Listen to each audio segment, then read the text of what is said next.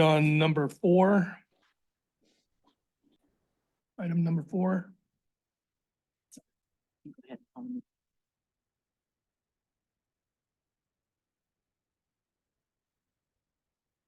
All right, welcome to the Harbor Board meeting.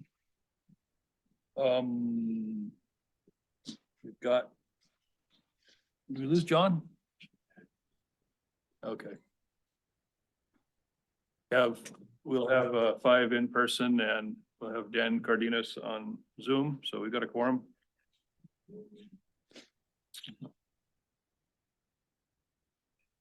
First order of business is approval of the minutes from our last meeting, which was in August. I looked them over and thought they were okay. Anybody move to approve? Okay. Second. Yeah.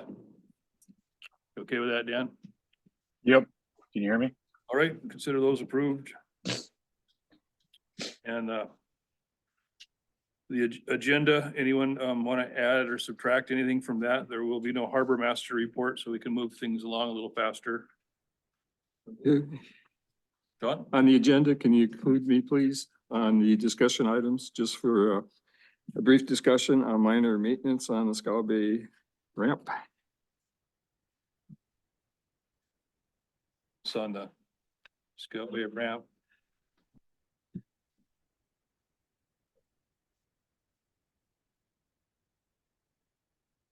Right. Next thing up is persons to be heard related to the agenda. We'll go in the room first. Anyone want to speak? And if you're directly related, well, we may just open it up during other items since we don't have many people here, but just to be safe, if you got anything to say, take the stand there, tell us who you are, give us your best. You're up, Brock. We'd love to hear your. Like I might just introduce myself. I don't know a lot of you guys. But my name is Brock Snyder. I have Island Refrigeration here. I applied for the piece of property behind off of Dock Street there to purchase it. And I just feel like I just want to get to know a lot of you guys because John and some of you. Can I interrupt, Brock? Maybe. Yep, go ahead. Since our nameplates are all the assembly members, we just go on the table here quickly. Okay. I'm Bob Martin, Harbor Board Chair. Scott Bears. Joel Render. Hey. John Murgis. Dan Cardenas. Okay. Can you pull your mic down? Yeah, and I had a visit earlier today with several different people. I'm just trying to figure out how this process even works, and I started Island Refrigeration here in 2021 in September, and I've hired, I have a fellow working for me from Prince of Wales, and I've been trying to employ local people here. Killian Slavin is helping me. Beth Hoyson is doing my bookkeeping, and Cole Spurl is working for me, and Franz Schoenberg when he gets back from crabbing. And we're just, it's incredibly expensive and difficult to start a business like this. We're doing refrigeration, AC electrical, DC electrical. We're getting into stainless pipe welding for refrigeration lines and all that. And, I'm just looking for a place that is closer to town. But, this is kind of unique because it's borough property, and just trying to do something that is, definitely furthering our purposes and trying to get established as a business here, but also highly conscious of the need for being not just supporting ourselves, but supporting the other fishing industries, the other service industries that might be hopefully rising up and growing in conjunction with us. So I just want to do what is best for the community. I'm not necessarily bent on getting this piece of property for myself, but if that is, I'm not bent on that, but it would be beneficial to me. But we also want to support what is best. So we're looking to you guys for that, help in making that decision. If the opportunity did come up on March 4th for the assembly to vote on this, you know, I would like that, but you know, I also am not, I want to be patient and want to do what's right and what's best and not what's going to make a bad decision for other things that I might not be able to see from my vantage point. So anyway, I just wanted to introduce myself so you guys know who I am. So anyway, thank you. Thanks, Brock. Anyone else? Ken, Brian? Okay. Is someone on Zoom? We have Andrew Mazzella. Go ahead, Andrew. Okay, I'll allow him. here. See, can you guys hear me now? Yep. Hello, hello. Yep, Okay, great. Hi, good evening, everyone. Some of you know me. My name's Andrew Mazzella. I'm speaking tonight just on behalf of item E, the assignment of Ocean Beauty Seafoods lease from the borough that the borough owns, that lease to my company, Fierce Allegiance Development. A little bit about me. Like I said, I know a lot of you guys, but I grew up in Petersburg from 2nd grade through graduation and beyond as a retired fisherman. Now I'm a retired fisherman. I fished on a lot of boats out of Petersburg and then moved up to Dutch Harbor and crabbed out of there for several years. In the meantime, I was building a construction company and had always aspired to be more of a developer role, which thankfully after the last 2 years, I've become basically a real estate developer.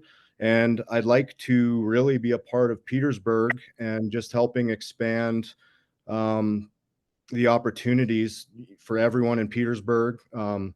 Some things I would really like to focus on is economic development, improvements of the waterfront, employment, housing, and also fish processing is a big thing of mine.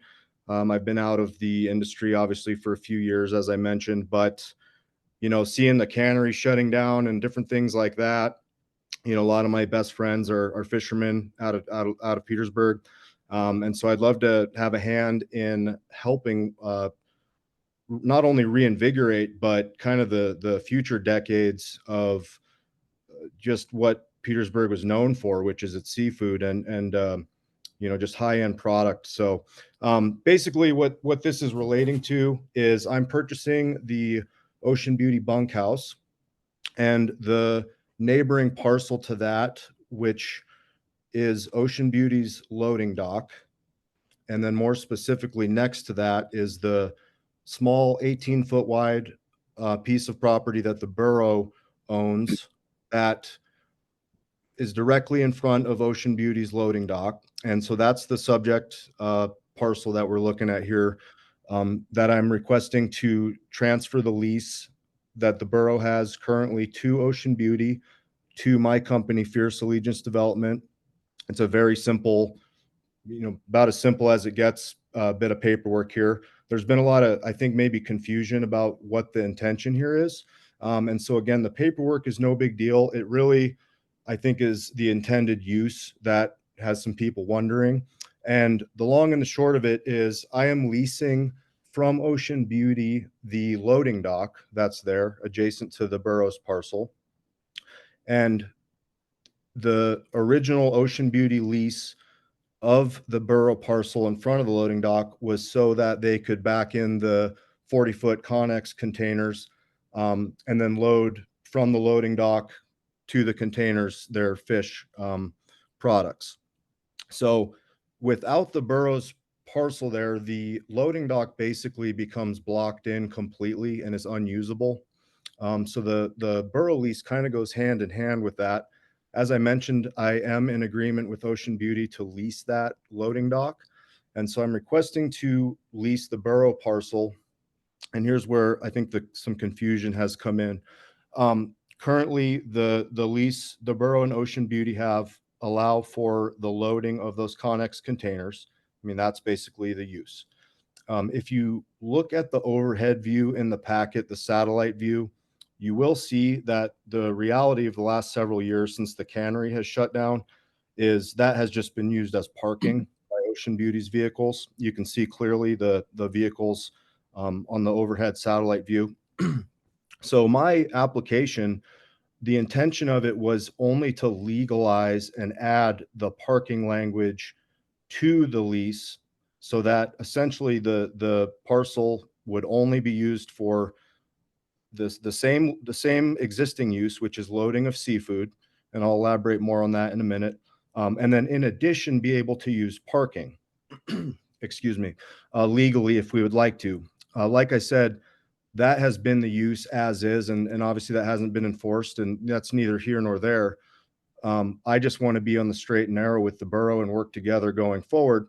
So my intention with the lease transfer and simply just adding to allow parking as well, because we would actually like to be able to use that loading dock to load seafood. I can't get into it too much right this second, just not all the deals are completed, but we are looking to basically be loading fish out of there off that dock, the loading dock. And so basically, but we will not need the full amount of space that Ocean Beauty use. You know, for example, I think they could fit 6 or 7 semi trucks in there. We may only ever have the use for 1 or 2 or 3 because I'm working on a boutique fish processing that would have less volume. So we would still like to be able to load fish using the loading dock and then also be able to have parking just because it's a waste of space otherwise on the borough lease parcel. So the whole purpose of this is just to add parking language to be legally used, keep the same exact lease language, no difference in any way, except changing it from Ocean Beauty to Fierce Allegiance. As I'm acquiring their assets, that's obviously what we would be doing since they're, moving on from that. And we're starting our new project here. And then again, just adding parking, there's nothing else to it. And that's really the long and the short of it. I don't want to waste a ton of time. I could comment as much as to clarify as needed, but I think that pretty much sums it up. So thank you for your time. Thanks, Andrew. I suspect if you're able to stick around till the end, we probably will be able to have some back and forth. Sure. I would love to, and I'll stay on the call through the meeting. Okay, thanks. Thank you. Anyone to be heard unrelated to the agenda? Okay. Think we really have any unfinished business, at least that we want to address this meeting, so. Let's go into our big item here, regarding the potential sale of leased properties on which the harbor is, receiving the lease payments. Casey, you did some, a lot of legwork there. I don't know if that's something you want to distribute, Yeah, sure. just so we can have a starting point from your own work. I'll pass these out. This is my initial thought on what we should do. Which is basically shoot for the stars.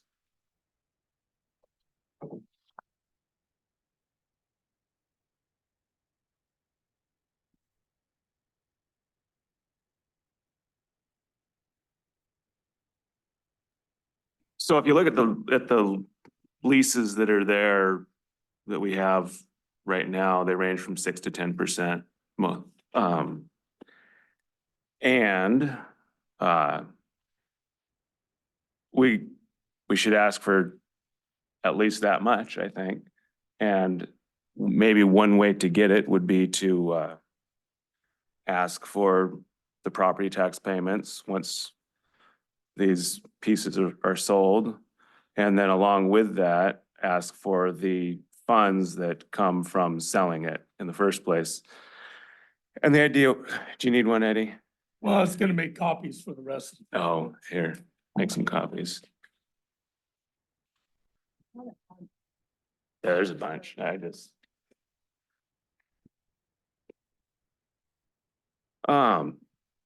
So if we get 1% on property tax, 1% of the appraised value or assessed value, and then, who knows what kind of interest we would be getting off of, the funds from selling it. Presumably somewhere, and I figured on this, somewhere in the range of 5%. I don't know what the actual numbers end up being. I don't know if we are allowed to know or, anyway. So I think that's what we should do, and, What about, when you say property tax, just on the parcel or on the improvements to the parcel? right, I say go improvements too, and, hopefully that gets us to within 6 to 10%. I mean, just depends on, I guess, what the assembly is willing to accept. Right now, the assembly is getting property tax on improvements only on the leased properties, if I understand right. That's Yeah. not correct. I think the leaseholders, they pay property tax? Yeah, on they that? pay a property tax and it's a very, Jody can explain it, but, they do pay, they of course pay property tax on the improvements, but they also pay a property tax on the leased land. And they pay a lease. So, But right now, the property tax doesn't come to no, the harbor property fund, tax right? goes to the general fund. Right. And so this would basically be a reimbursement essentially, so that's the way I'm viewing it. I'm not emotionally tied to it, but this is, There might be some snags if the borough loses the property tax they're correcting now, they might see that leaves a small hole in their budget. So, yeah, we're gonna have to.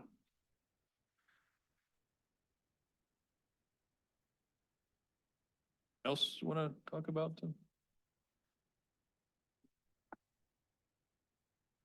Okay, do we wanna, I was wondering though, how we wanna handle this, if we just wanna go by consensus, or do you think we should vote on these things and decide whether to move them along to the assembly?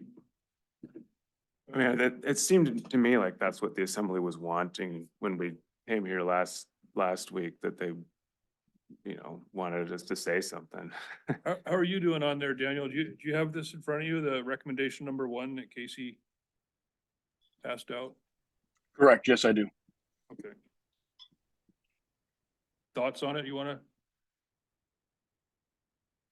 add?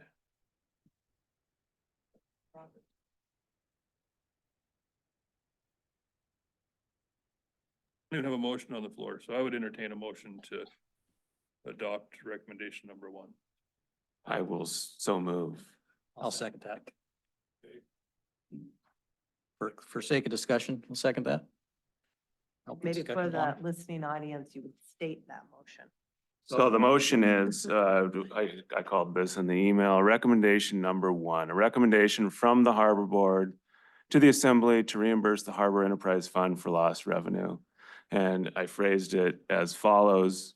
The Harbor Board recommends to the Assembly to adopt an official policy according to which, whenever a parcel which was once owned by the borough and whose lease revenue went directly into the Harbor Enterprise Fund is sold, 2 things shall happen. 1, the proceeds from the sale of said parcel shall be deposited directly into the Harbor Enterprise Fund.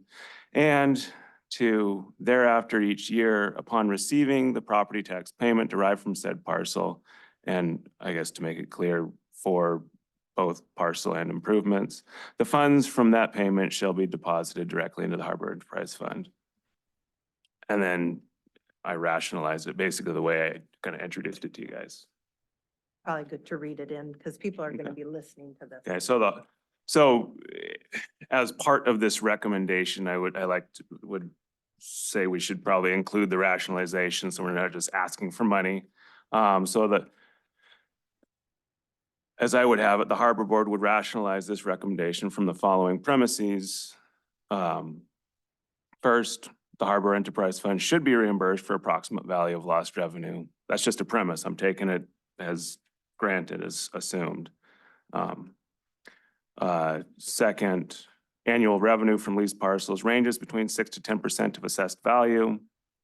Third, annual revenue from property tax is roughly 1%. I don't know if it's exactly 1% or it's, but, and then expectable long-term annual revenue from interest on the proceeds from the sale of formerly leased land is roughly 5%. And that's just a number off the top of my head, or really out of who knows where, you know. Currently at waivers, I think we are at maybe about 5%. We've got approximately 3 million invested. And it's in the big pool of, I believe, $12 million, $12 to $17 million that the borough has invested. And we make between 3.5 and sky's the limit, but I think it's right in there right now, about 5. But it dipped down into the 3% there for a while. So whatever the going rate is.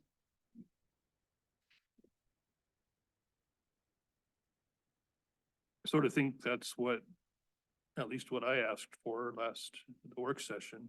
Is it, how do you guys feel about that? Is that what we were? Definitely what we were talking about last week.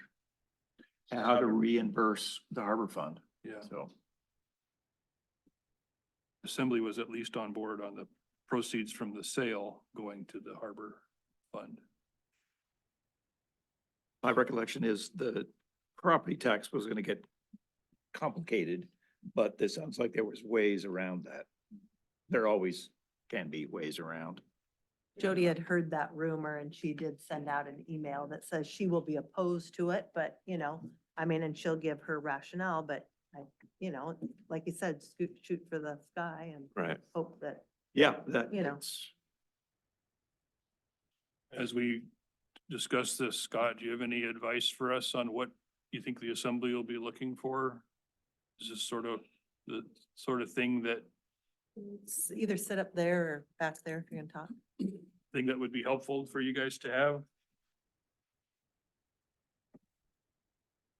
Any clarifications or amendments that might save some, I was hoping to come and just listen. yeah.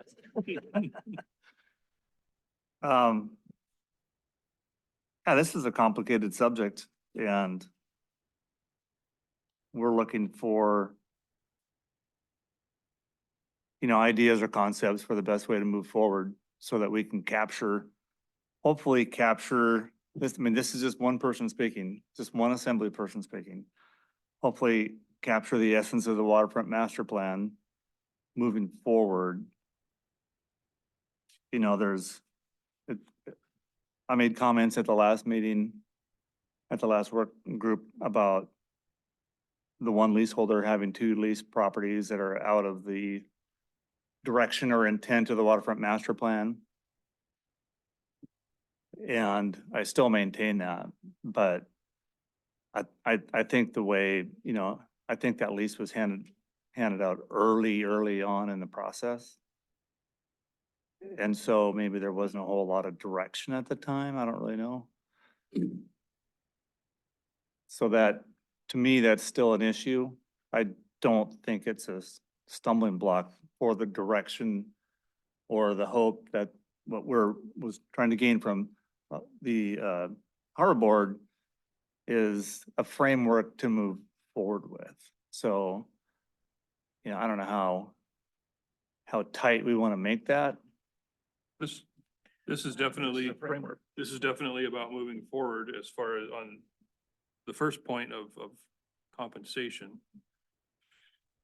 We'll get more to usage, I think, second or third here into the agenda. I think fundamentally we have the issue of selling leaseholder land and making it basically handing it from public domain to private enterprise. And the real question mark is 5 years from now, 10 years from now, 20 years from now, if a big cruise ship company decides to come in and suck up as much private land as they can for their purposes. You know, once the borough sells land directly to a private enterprise, then I don't know how you can really control it. And I think that's the issue.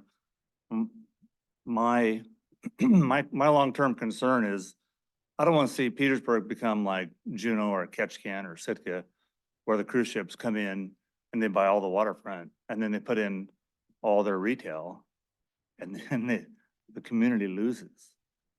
And I think that should be the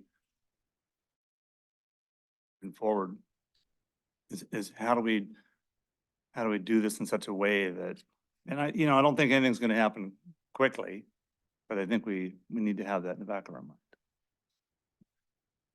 As far as the motion on the floor, is there any other discussion on it? What about you, Dan?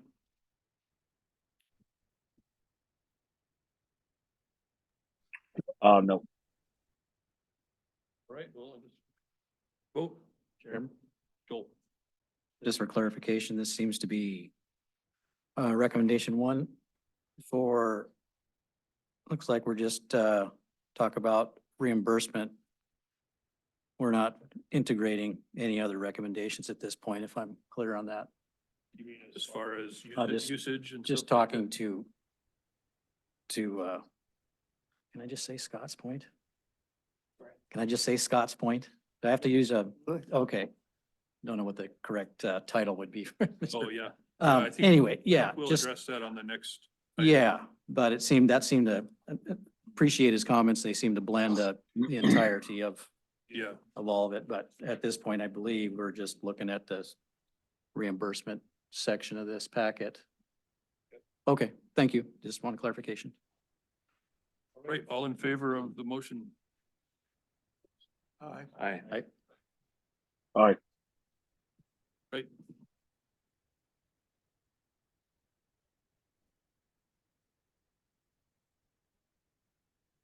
Next agenda item is called, just suggestions here, but define marine industrial, including allowable use of waterfront property for local maritime economy. That was just some language I was kicking around. Maritime economy, just to sort of capture the idea of economic activity. It's centered around the harbor. Not necessarily industrial, could be commercial, like, marine electronics, not necessarily an industrial thing anymore, but it's commercial. It's not, in my mind, not really tourism, although supporting recreational stuff on the water that has commercial value. I'm not trying to squash that, but I don't want to be looking at tourism the same as this sort of marine commerce that we're accustomed to in this town. What do you look? Well, I think get the motion Oh, on the yeah, floor and yeah. then we can Just talk give them a about. little talk. Okay, okay. Yep. Okay, good. I wasn't getting off track. So, and Casey looked at that and he came up with another starting point suggested motion. Yeah, so I don't want to interrupt, but I'll move. This is what I called recommendation number 3. I got the order wrong. I tried to get the order. Anyway.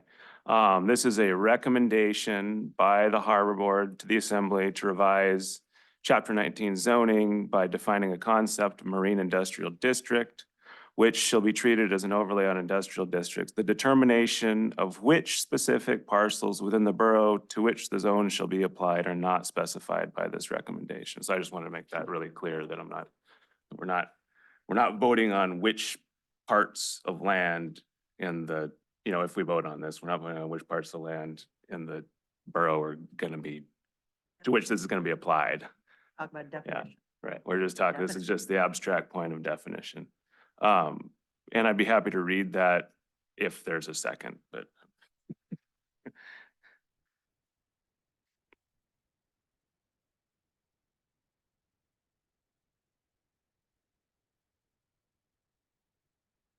I think it's worthy of a second, but don't know if I can do that, but it was nice. Or if you guys are reading it, and I'll just read it for you. I'll read it into the record.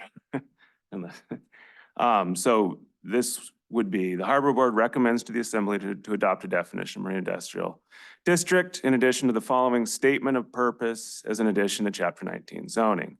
So I spent some time reading something, and the suggestion was that there should be included a statement of purpose if we're to go about this. So this is what I came up with.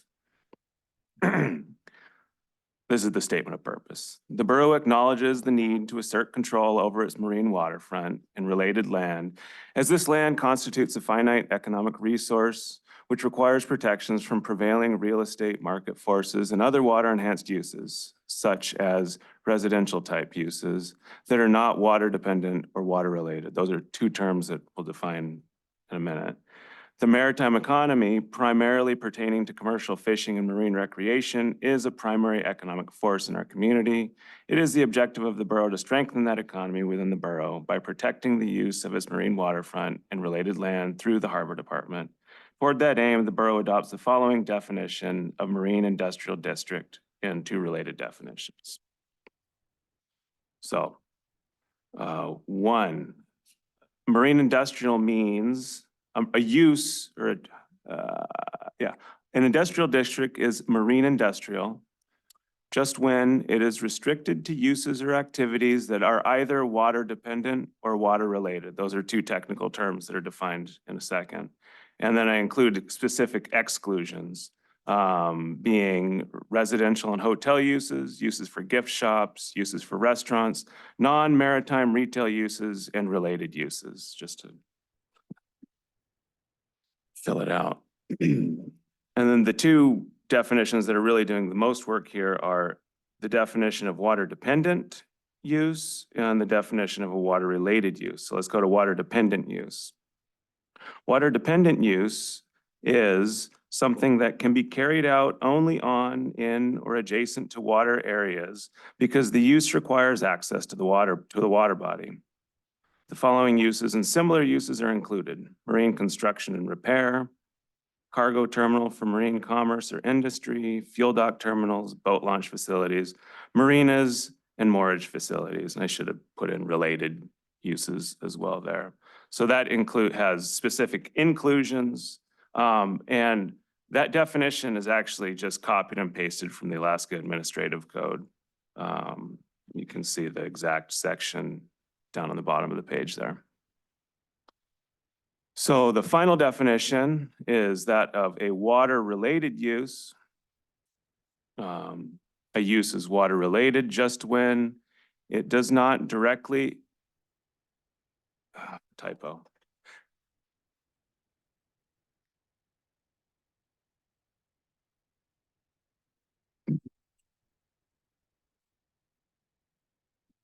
It is not directly dependent upon access to a water body, but primarily provides goods or services that are directly associated with water dependence. And if it is not located adjacent to water, would result in a public loss of quality in the goods or services offered. And then some inclusions are seafood and fish processing, marine engine repair, marine electronics, marine refrigeration, marine sales, freeze chill warehouses, vessel storage facilities, and boat rigging operations. So that definition is also copied and pasted out of the Alaska Administrative Code. And then those inclusions actually, they're kind of, I took them from Seattle's actual definitions for water dependent and water related, and then I changed them a little bit because in Seattle's definition, they want to include yacht clubs and stuff that I assume we don't want to include. So,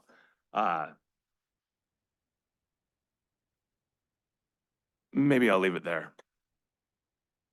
Unless somebody wants to. So I think we're talking about here is changing the zoning or imposing what I've heard people talk about as an overlay on our leased, the properties that right now the port leases. What's the scope, you think, of this,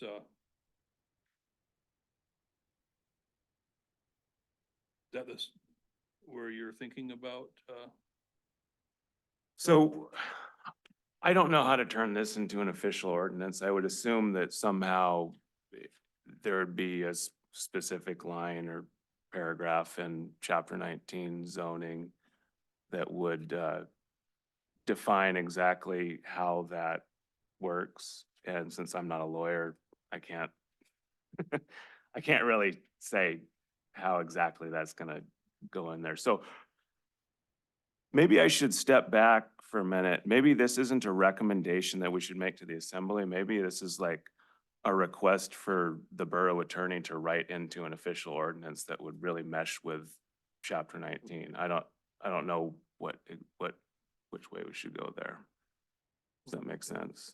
and where it would be applied, specifically what boundaries of this would be, that's something of interest to me. Right. So, Liz Cabrera talked at that meeting last week, and she mentioned that first we have to come up with like the definition of marine industrial, the definition of what this is gonna be like, whether there's gonna be an overlay or something else. And then have the big discussion as to where it's gonna apply. So the two separate ordinances, I guess, is the way I took it. Since we're still trying to get up to speed on what we're looking for, do you guys mind if I ask Liz some questions? Take a little break from the process here? Are you willing to get near a microphone, Liz? Well, the microphone might come to you. Okay. In the past, what comes first, the definition of the zoning or the targeted area? Personally, I think the definitions, because you want to know that before you apply, you know. I think that's something that any future property owner or current property owner would want to see up front before it potentially could be applied to property. But you certainly could have a draft map Because to show this is kind of our thought, this is the definitions, this is our thought of where it would be applied. If you're just looking at applying it to areas that the borough has leases right now, you know, I think that would be good to demonstrate that. my interest in confining it roughly to the area that has leases is because we have a lot of control over that already, where if we were to apply it to a private property that's not being used as such, it's a big rule change to try to force on somebody. And so as I'm looking through this, it does matter to me where, if it's going to borough-owned properties, well, that's fine. It seems like we have a lot of authority there, not this board, but as a borough, but you know, so I'm still a little bit torn as to, I think we need a targeted area roughly in mind as we craft this, just so we aren't wasting our time. Like some If- suggestions? Yeah, Okay, well, borough-owned port property, the harbors, and Scow Bay. Start with that. Really, isn't that what we're involved in with the harbor? Or Right. that is Right. what we, but let's say, and nothing the else. Petro gas station, that's a harbor lease property. How can we talk about this stuff and coexist with what's going on there? That's But it directly, in an example of that, it directly fits these definitions, petromarine. Perfect. nothing marine going on at the gas station. Marine fuel. Is there? Oh, you're talking about Petro One, I think. Oh, you're Yeah, talking about Petro the One, gas Petro station. ones. Or the main fuel dock is a lease too. Yeah. Well, I think it's okay to have a draft map and then do the definition and then we can have the discussion or battle, as it were, of which ones we're gonna apply it to or not. Presumably, Petro One would not, you know, not be within, you know, we're not gonna force the gas station only to sell to people filling up their jerry jugs or something, you know. Just to add to that, when you pass or make a zoning change, the existing uses are all grandfathered in. There, yeah, sure. So they become non-conforming uses and they can remain until such time as that use is suspended. I think it's at least 12 months. And then that suspends your grandfather rights. To my knowledge, I don't think we've ever suspended grandfather rights in the borough. So the idea would be, like for the gas station, for instance, if you didn't think it fit, they would be allowed to operate until they decided not to operate anymore. But then the next entity would either have to pick up the gas station operation and continue that forward without much lapse, or conform with the new rules if you were including them in the overlay or in the zoning district.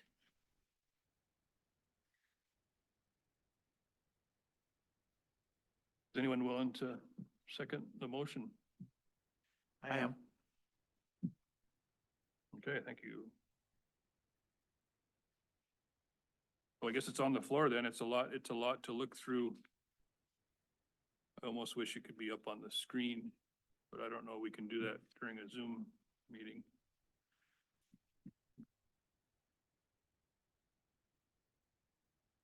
So, Well, I think it's, just weighing in here as staff, I think it's a great starting point. It's gonna have to go to the lawyer. It's gonna have to go to the assembly. People are gonna come out of the woodwork. And, even maybe we'll have another meeting and you'll say, hey, I talked to so-and-so and I really wanted to add add something. Is there something here that we haven't? But, that being said, in lieu of time, we could sit here and whittle away on every single word, but thanks, Casey. I think it's really, you've tried to capture what Scott, spoke to a few minutes ago. And I think this is definitely a good place to start. well, I think, another reason why it's a good place to start is that it just uses definitions that are already part of the state of Alaska's deal. And so it, kind of fits with things. Yeah.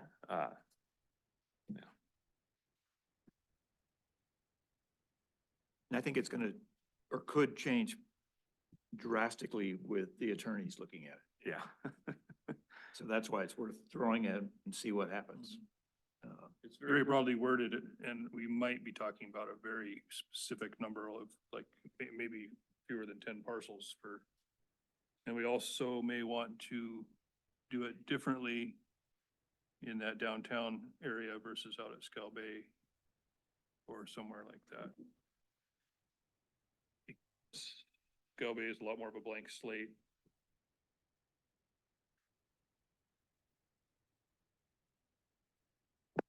Good, starting point, and it would be really nice to have for future leases of properties to kind of capture exactly what, and so that it doesn't get to wander, and that's a lot of the things as we look forward to Scow Bay, as I'm concerned about, people getting in, and then at some point, 20 years goes by and things have changed and, like we've seen already. Because the port was established 40 years ago, that land.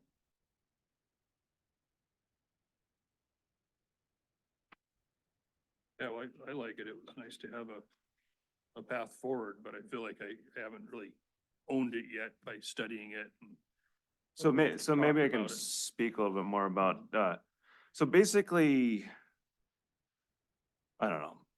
Liz sent me this document, which, I can't remember what it was called, but it was a good summary of, in our nation, different definitions of water-related use. And, two of the main things that cities and states do are to have these two definitions, one of a water-dependent use and one of a water-related use. And basically, water-dependent is kind of stricter than water-related, if you think of it that way. Pretty much, It came from Maine, right? I believe. Yeah, Yeah. but it was a compilation Yeah. of Yeah, efforts around the country to basically do the same thing that you guys were talking about.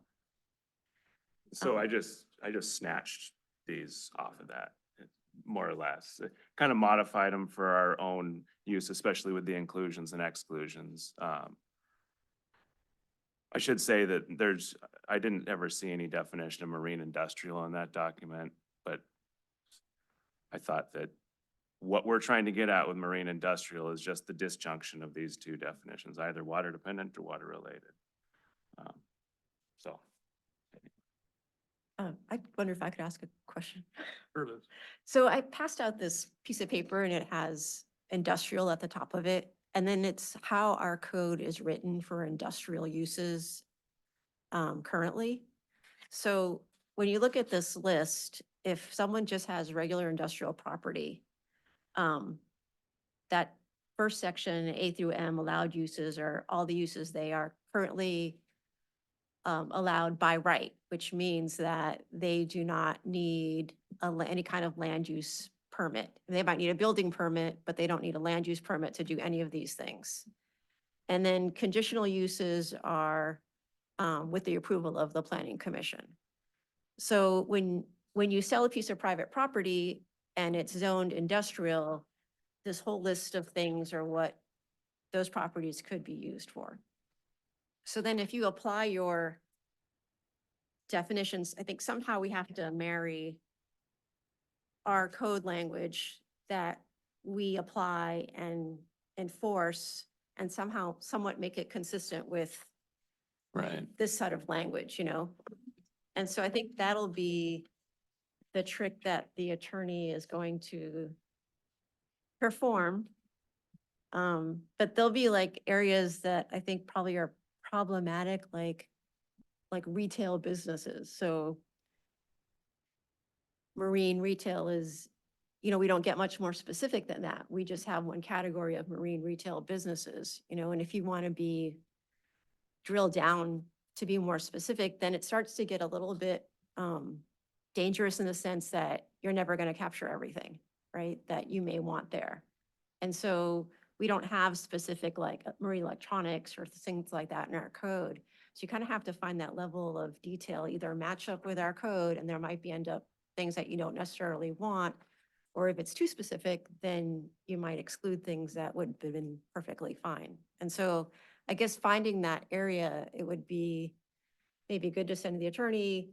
She's going to have to talk to somebody to sort of create that framework and then bring it back to you guys to see, and then kind of like throw some scenarios at it, like, oh, if so-and-so wanted to start this kind of business, does this fit in and is that what we wanted or does it get excluded? And is that what we wanted, you know? So. Right.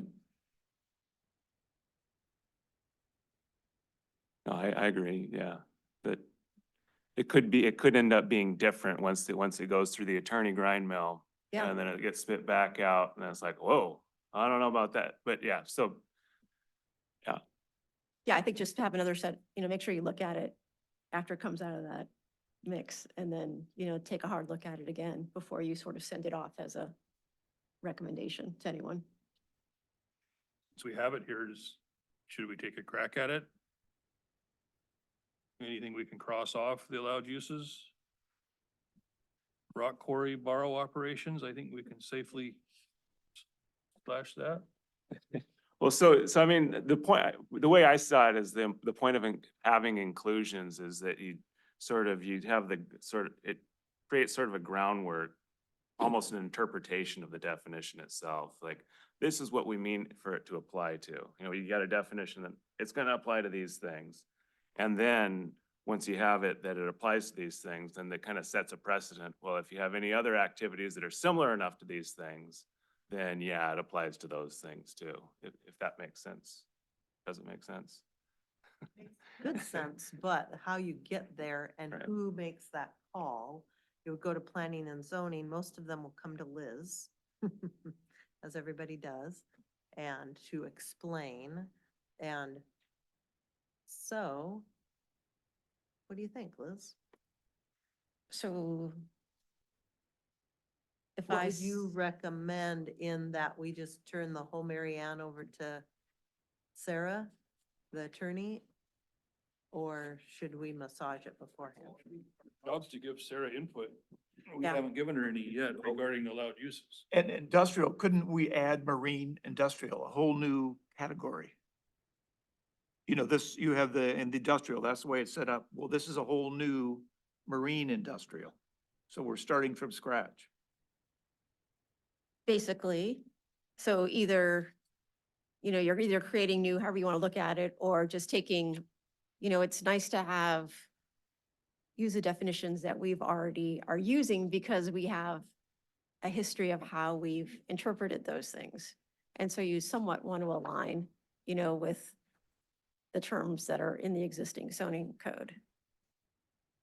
Unless you're gonna go like create all new definitions for like what you mean by marine electronics and what you mean by this and that. And then that, because that way, then we have a definition and that drives what we're gonna allow and what we're not gonna allow. I don't know if that makes sense, but This idea of overlaying this on top of industrial, but maybe that's not. I mean, it may not end up, it may work or it may not work, but it may be a whole new district might be an easier route versus trying to go from industrial and just amend that to make it marine industrial. I mean, there's kind of two routes you could do. And that might be the attorney's call. Like, it may not be something that you guys really need to get into the nitty gritty. Not being an attorney, I can't weigh in Yeah, on it. it's just gonna be like how It How seems he like looks at the it. reason we're here is we want to, the marine is an important word in this whole thing, in this land that we're talking about. And so it seems to me that it can't go into existing structure. We're trying to set up, I know the attorneys will have something to say, but it's going to be a new marine industrial. Isn't that? Will it? That- What's the overlay idea as opposed to the whole new zoning category?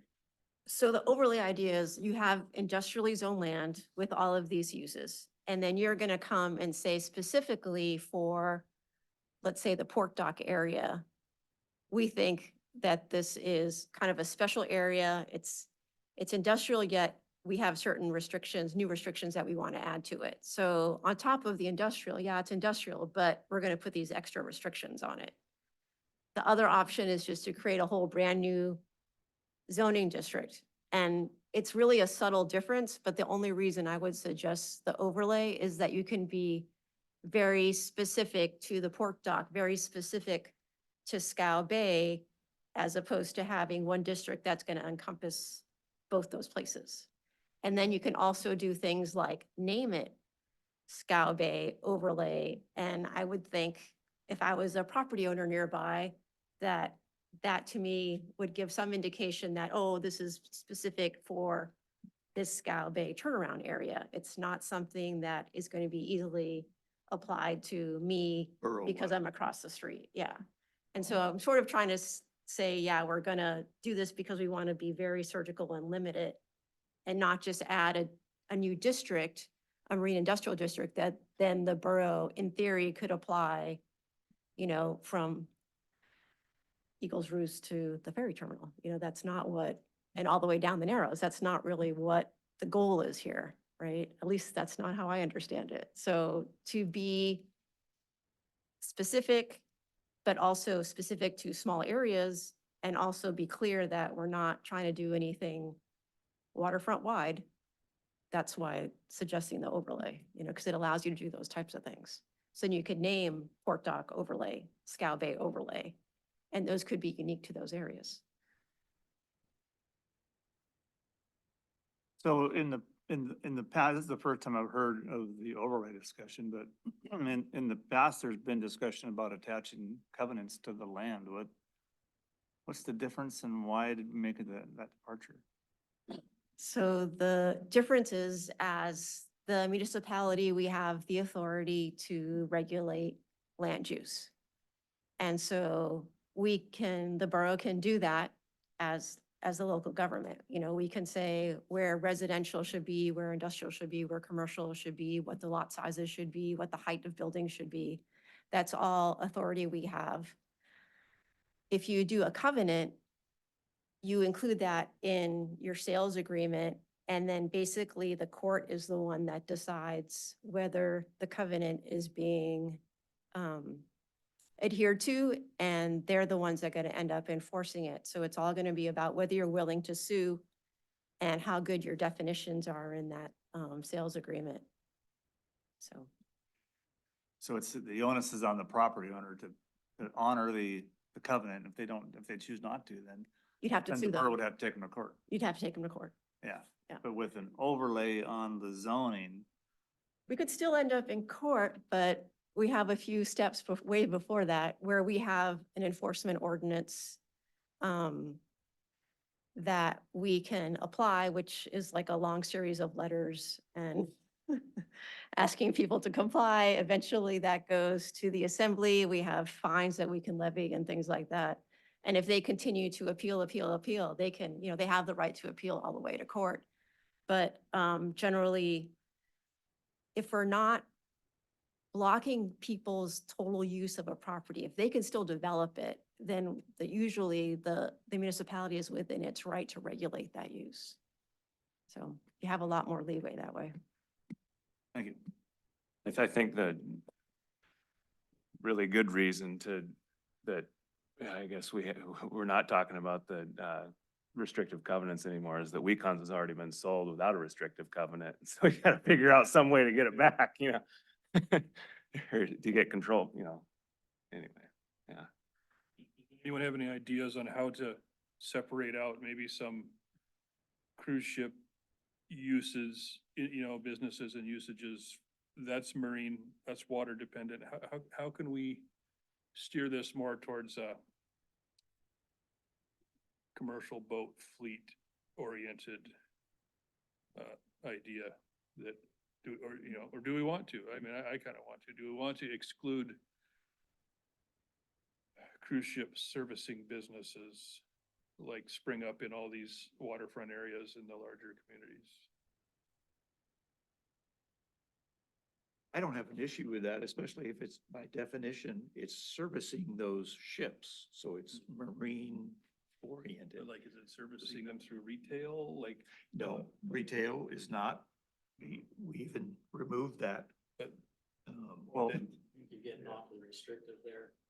we can get as restrictive as we want. We own this land. Yeah. Well, your version of what you want to do is want different in the than others, future, so. and then make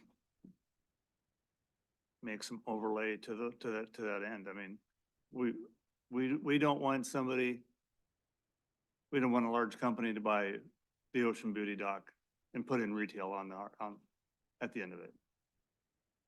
That would crush our local vendors. So throw that out there. And the document that we've voted on and sent says right on it, exclusions include gift shops and things like that, restaurants. Which document are you looking at? This is Number 3. Ron, for clarification, we have not voted yet. This is purely discussion. No, this is number 3, when we vote on this. For clarification, can we have clarification on the votes, please? Oh, so there's a motion on the floor. That's what I thought. Okay. Thank you. Thank you. We voted on recommendation number 1. And we are just currently discussing number 3. Correct. Gotcha. Thank you. Am I correct? Okay, thanks. I just wanted to be clear with what I was talking about there. But again, I think the way this is written, that excludes what you're talking about. As far as gift shops and. Yeah, it's a things tough, like that. it's a tough thing, for sure. I agree with Scott. But no one here tonight is representing the other side, so What's the other side you feel like isn't? what you're excluding here. So to be clear, we're not excluding anything. We're just voting on how we want to define a term. There's specific So- exclusions listed right here in number 1. What we're discussing is how we want to define a term. And then we're not gonna exclude or include anything until it comes to ordinance to actually apply the term. apply the zone or the district or however it ends up being. Well, I've been on this planet for a few years now. And when we say we're gonna vote on it, I'll give you a good example is, coming to the Borough Assembly and talking about something. Once this goes down a road, blow it either. You can have so many readings, but they're gonna vote on it, no matter if it's a good idea or if it's a bad idea. They're gonna vote on it. That's what that process is. Once this is out of your hands and starts down that process, you've negated public input because the public isn't really listened to at that point. They're gonna vote on it. This will change, whether it's a good idea or a bad idea. Not saying it is or isn't. But to think that there's gonna be input after this gets started, I would rather like to see a lot more public input on it. But it's right here on the table, so we've got to make a decision on the vote for tonight, so. Like at our work session last week, the assembly asked us to come up with a definition of marine industrial that would maybe take the place of the control we have over those lease properties by the specific use in the lease agreement. And so this meeting was publicly noticed. That work session was publicly noticed. And at some point, we have to have the ability to come up with a new zoning package to offer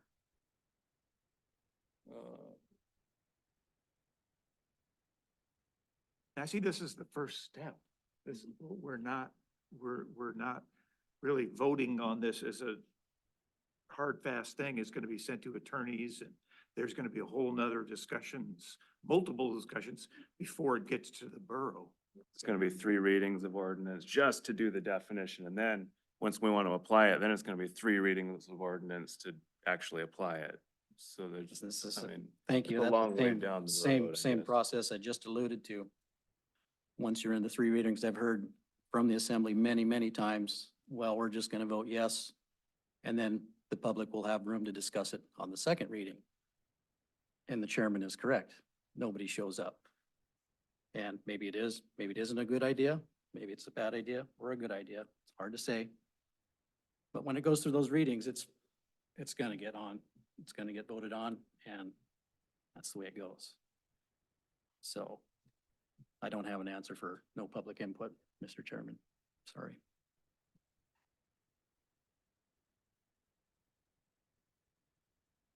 to say about this before we move ahead. Go ahead, John. I think we're doing a good job in our discussion here of showing the intent. And I think if we could just leave it at that. I'm looking at my memories of the planning code that was, 3-4 years ago, implemented. And this is so interrelated with that, that that took almost 2 years of meetings. And so I don't think we're gonna accomplish a whole lot tonight trying to get too narrow with anything other than showing an intent. How do you feel about the intent of a marine industrial versus a industrial type overlay? To have 2 separates.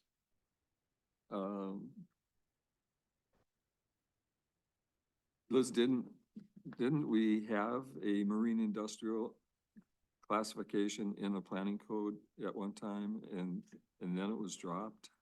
Yep. How was that defined? I guess I should have asked before I did this. Do we remember? Explain what that was all about. Yeah, basically it was industrial, but eliminated all the residential uses and things that, were unlikely to be marine related, but it did allow commercial uses. So you could do things like potentially like a charter office, a charter business office. That would have been, an allowable use because it was marine related and it was a commercial business. So that would have been an okay use. There was some provisions for, I think, not right on the water, but across the street for hotels and things like that, that would benefit from the water view, but they didn't necessarily need to be right on the water. Things like that. It was a little bit more detailed than what you guys are looking at, but it was also a lot broader as far as what was going to be allowed in the waterfront, because it wasn't necessarily just marine, industrial waterfront. It was a little bit broader, so it would allow commercial uses and things like that. And why it was pulled is because there was a lot of upset citizens that already have existing properties in that area and didn't want to be conformed to those requirements. And so that's kind of why, by Yeah. popular demand, all that hard work went out the window because it was too restrictive to existing. There's, there are, the state has versions of this. They are very restrictive on what they allow and they don't allow on their leases. And at the end of the day, Scott, I think that the only way that the borough will be able to not sell X, Y, and Z to whoever is if they maintain the ownership and they control it through leases. We are down that road. That ship has sailed, I feel like, but maybe not if we have an overlay, if we choose not to sell. I mean, if the borough chooses not to sell, but that being said, the Weekons now don't. Then if the borough moves forward with this overlay idea, they would have to conform to that. Because unless we carve that little out of that poor area, which maybe that's what the assembly will do. But moving forward, that area, that's where we do tie the tour ships up. I can see at some point, if we start selling the land, that a tour ship company could be a second generation owner of one of these facilities. Like say the Coast Guard decides to move out. That would be a perfect location, I would think, for one of these tour ship companies that tie up a boat, and they can make an argument, and maybe it's a good one, who knows what in 20 years it'll be like, that we'll have a vessel of 100 passengers that decides to turn here, by meaning they come to town, they unload a group of people, and they get a new group of people, they provision here, all of that kind of stuff, and they need a headquarters and the Coast Guard building. I mean, I'm making this up, but the Coast Guard building comes up and they decide to buy it and either assume the lease or buy the land if the Coast Guard has bought it from us. So, but yet that still maintains that waterfront, dependency that I think Casey has captured in this. And I didn't, I Yeah. didn't put a specific inclusion for tourism type stuff. I didn't put an explicit exclusion. I just kind of left Right. it open. I thought, obviously it's kind of on everybody's minds and I Yeah. don't, I'm one of those guys, I don't really want this town to go completely that direction. So I'm kind of on this, that side of things. But on the other hand, like, you don't know what it's going to look like in 20 years. And and if we decide not to do anything, we could really tighten up those leases and follow the lead of the state. They actually weigh in on every single sale, on state leased land. I mean, they have, I have, experiences where they have said, no, the owner cannot sell it for this purpose. They could sell it to whoever they want, but they cannot the new owner can't use it for, in particular, this one was a auto body shop. And so they decided not to move forward with purchasing Cushing's, Cushing's warehouse, which is on state leased land. The state weighs in on every single sale. And so, maybe we could at some point take some leads on that, but I do like that, that it is definitely marine oriented and there is a segment of that tour business, that is definitely fits into our waterfront. I mean, that is, that's a portion of the harbor's revenue comes from that. And we have, we even have plans on building up that area to enhance it. If we were to put a dolphin off of the existing port dock, we could relocate at, the smaller tour ships that we tie up there, and they could see a longer time. And maybe be a benefit to Petro, getting them off of their face, and a benefit to the community to stick around a little bit longer. Just saying that is I would recognize that as being a marine use. Yeah, I mean, she makes a really good point. My earlier comment about the retail and outside businesses coming in and taking over. I'm not anti-tourism. I make part of my living from tourism. So, I recognize and value greatly, the history of Petersburg and commercial fishing and protecting those interests moving forward. But at the same time, we don't know 20 years from now what it's going to be like. And there's already people in fishing that are kind of pivoted into tourism. So that's what's going to decide it. It's not going to, it's not going to be, people at this board deciding. It's going to be the economy and people's choices to venture into, different, the tourism aspect of the private sector. So what she's describing is open enough to allow for that, to whatever needs arise, but at the same time, I feel like when I look at what Casey wrote, I think it's great. I think it's a really, really, really good first step, like we talked about. But then I compare it with, if we're going to overlay this onto the existing verbiage of the code, I really feel strongly, like you say, speaking hypothetically, if the Coast Guard, we get our wishes and we get Scal Bay and the Coast Guard moves out to Scal Bay and now that's an open spot and somebody comes in, there's a niche. Do we want them to be able to have a retail business there? That would seriously affect, our local vendors on Main Street. I think that's the kind of thing that we need to be open enough moving forward, but restrictive enough that we protect our local interest in the long term.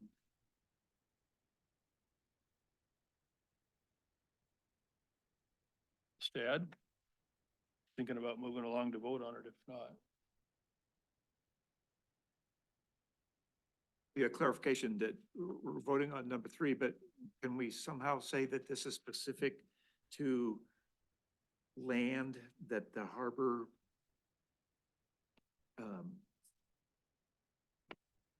works with? Or Is it, Yeah. is the next, would that be covered in any other things on the agenda that? Well, if the you- targeted areas, in my mind, this is, the whole reason we're talking about this is because we have these leases. or maybe And we're just- reluctant to give up the lease because we give up control. And this would act in lieu of that lease control.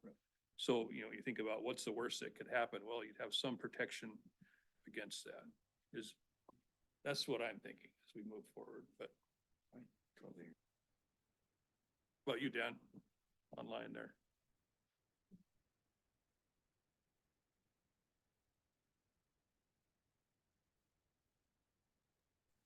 There you are. Yeah, I got you.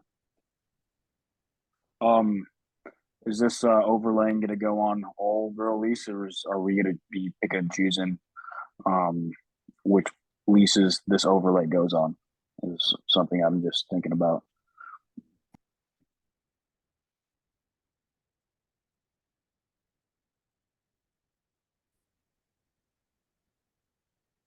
But, I don't think that's decided, but it's at least some leases. Specifically, in my mind, I'm thinking of the port area there between Piston and Rudder and the Dock Street, but Roger. we're not spelling that out yet. Okay, well, I'm ahead of myself then. All right.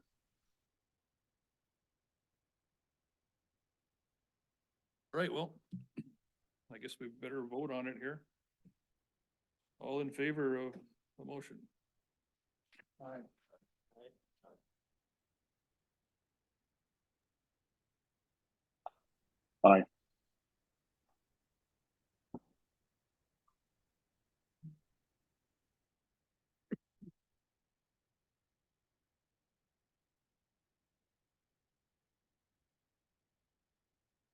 Agenda item C.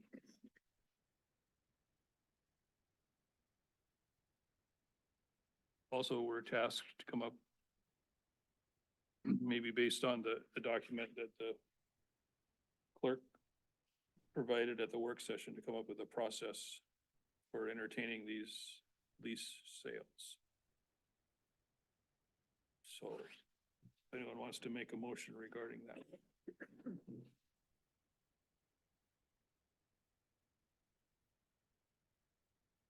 So I, Where are we in the? handout?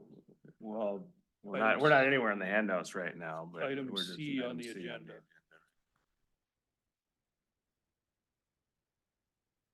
Oh, On the second page of the agenda. Item C, review proposed draft process for entertaining all Port Harbor waterfront leases and property sale applications. Thank you. so I'm not gonna put anything forward quite yet, but what I did was, look at what, Clerk Thompson wrote down as a draft process and then, thought about it and thought, well, what are the possible problems for it? What are the, what do I like about it? I like most, she knows a lot more than I do about how to put together a sale process. So we got that. But if you, I would move to change it in a few ways. Although keeping this, keeping the basic outline of what she wrote down, keeping that, but basically adding some stuff. And I can, how about this? I'll move to, recommend a recommendation from the Harbor Board to the Assembly to revise Chapter 16.16 tidelands by delineating a set of parameters according to which it would be appropriate for the borough to sell tidelands and a process for the sale of such land.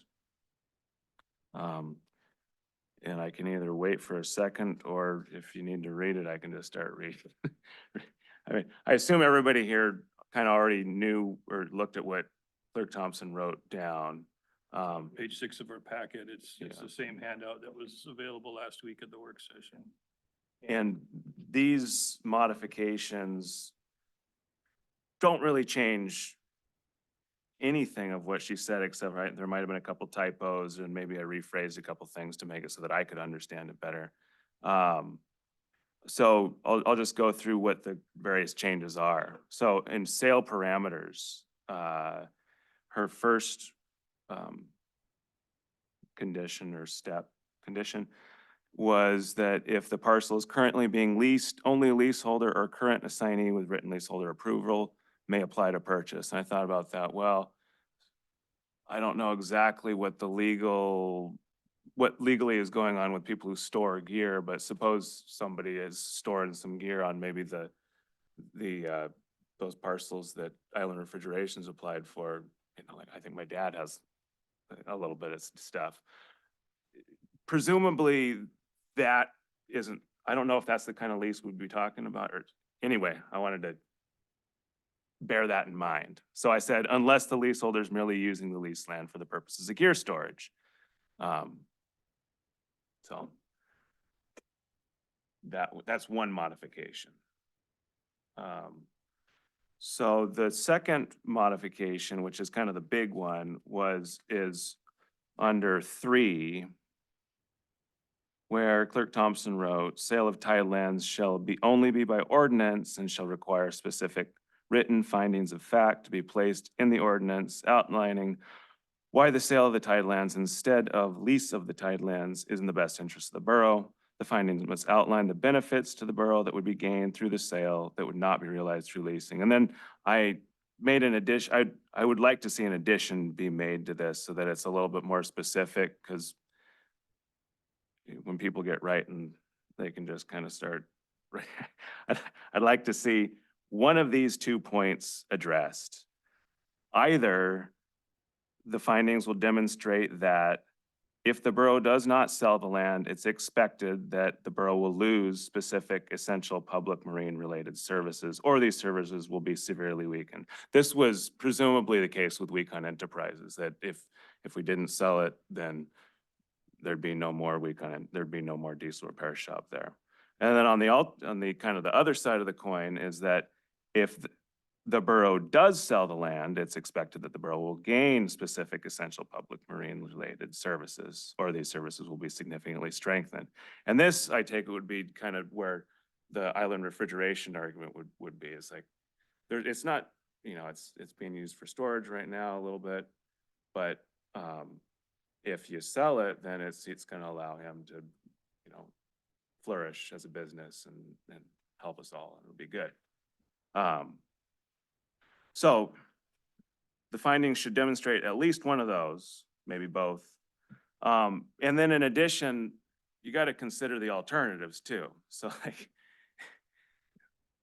when you're trying to figure out what to do, well, what are the possible bad side effects? What are the possible good side effects? And then what are all our alternatives? And what are their good and bad side effects? And that's that last sentence or 2 sentences there. It should be, says, in addition, these findings shall address the question of whether there is some alternative use of the land which expectably would lead to greater benefits, would prevent worse losses to public marine related services. If there is identified such an alternative use and the borough decides not to pursue this alternative, these findings must demonstrate why not. So this would be like a case where, suppose Island Refrigerations, he makes his application, the borough's we're trying to figure out, well, should we sell him the land? Well, let's assume that clause B is satisfied, that if we do sell it to him, yeah, it looks like it's gonna be, it's gonna be great. Well, what if, there's somebody else out there waiting in the wings who's maybe a better refrigeration mechanic, or, something like that. And it's like, well, we go with him or him, well, we're gonna go with the better, something like that, if you got competing alternatives. So Well, that's what I'm trying to get at. I appreciated that, because there could be an argument down the road that the borough has bigger plans for said property. I'm thinking specifically right now, Scow Bay, but it could be in the Right. sport property too. If we have been paying attention, we know that private enterprises is doing the service and it's gonna take a while, that we're gonna hold on to a piece of property because it could be a benefit to them and the borough, in that, maybe adjacent property we could now, lease out specifically for, whatever it is, boat store, something like that. So I like that is there, that there is still something to be said for a grand master plan that maybe, it needs to be massaged every decade, that maybe, I don't know, what could happen out at Scow Bay, or what could happen at the shipyard, or, at Piston and Rudder, or at the face of the cruise shop, where the cruise ship is, or if we move the cold storage out and we move the Coast Guard out, and all of a sudden we're able to, something happens in that neck of the woods, or who knows what's happening with the airplane, the state airplane facility. Maybe there's gonna be, but it does give us Right, a lot more a lot more individual opportunity to weigh in on a specific. right. I guess that's the way I read it. Yeah, and another, like, why I want to change it, or, it's just adding a little bit of specificity, is what shouldn't be contained in these findings are things like, well, like what happened with Weecon Enterprises, which is, you know, they've been in business for 35 years, so we gotta sell it to them. So that wouldn't be something that's relevant to the question of whether we should sell it to them. And, you know, even though, you know, we all like Johnny Weecon, you know, But you're these are looking the kinds of forward rather considerations than- that, Yeah, yeah, you're looking forward yeah. rather than back. These are the kinds of considerations that should get it. bear on the question. You want to keep going? We're still looking for a second, right? Oh, But you're explaining it, which is understandable, because it's the longest motion that I've ever heard. But, and I'm just being fun with that. no, I don't care. So you want to keep going on the sale process? Sure. So, yeah, so the rest of the parameters were the same, I think. Oh, under sale process, I added, thing about the application is,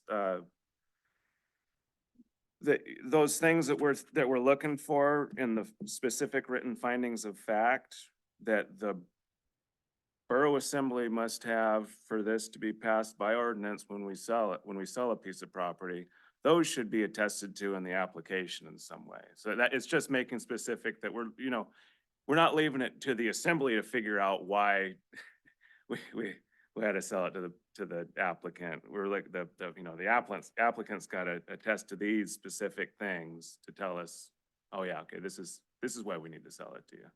That's what I have. That's basically what the bold in 1 refers to.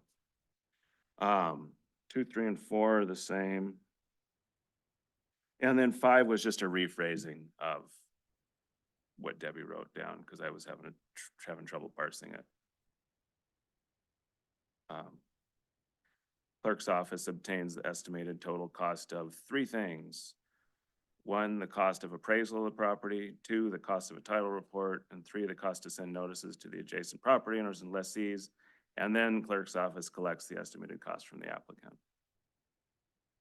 I take it that's what Clerk Thompson wrote down. It's just a different way of phrasing it.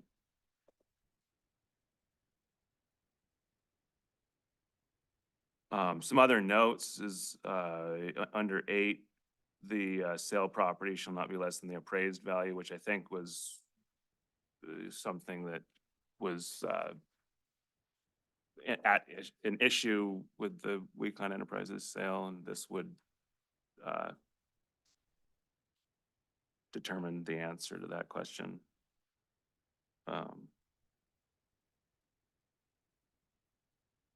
Yeah. Anyway, that's it. Any- Fleshed out that draft process. And it all makes sense to me. John? You want to discuss the,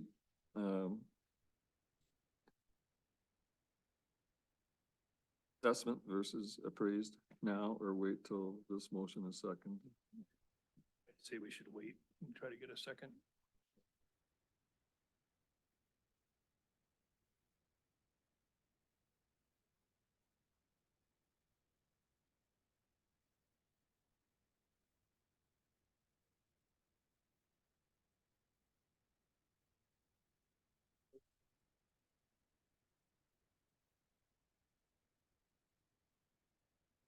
So waiting for people.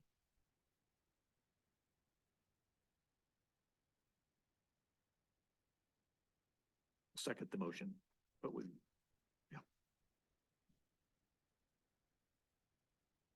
So let's discuss.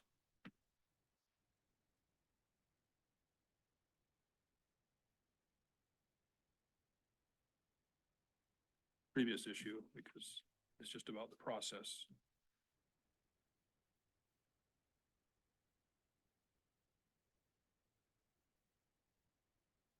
Step being that the harbor board weighs in as an advisory board, we might as well weigh in early, plus we're the closest, in function to advise on that. So that puts us first, then to planning and then assembly.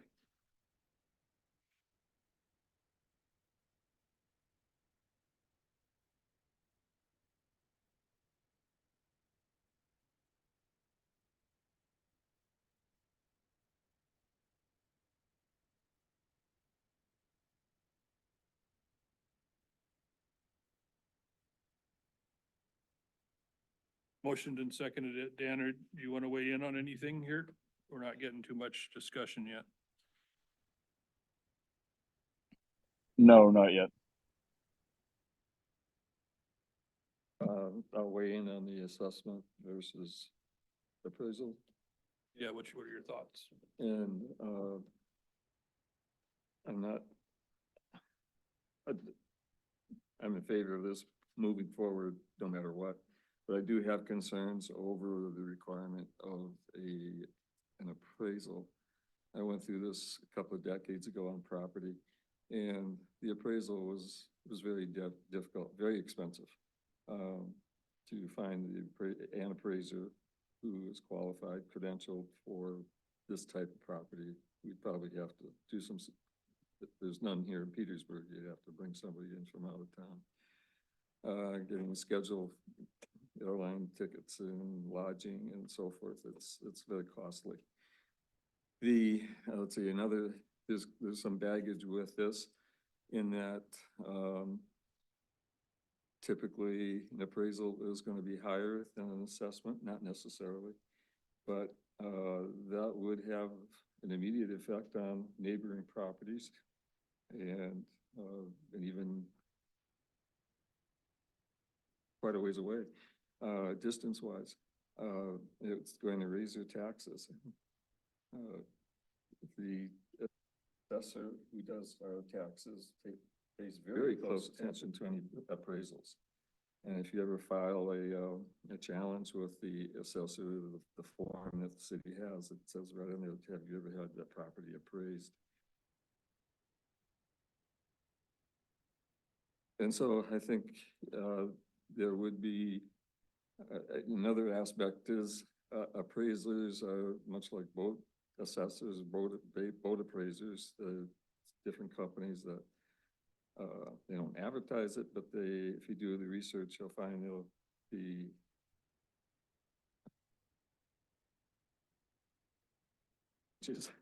and you can find an appraiser that will likely give you a higher value and vice versa. Typically, when you get into appraisers, an appraisal requirement, you have to almost have the buyer and the seller have their own appraisals done. And then you negotiate the difference between them with some type of agreement. And so there is a cost to the whole community if you do require an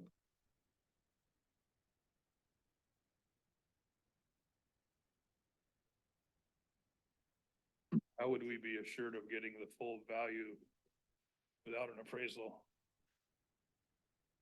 pardon. I mean, it seems like, banks require appraisals for a reason.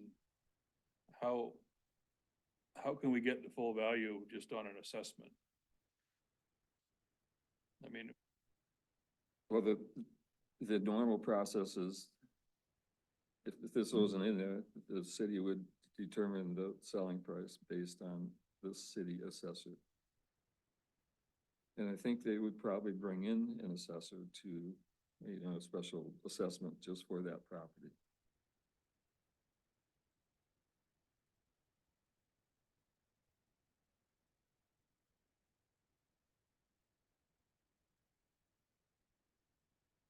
Hey, John. And can you speak more into the mic, please? Oh, okay, I'm sorry.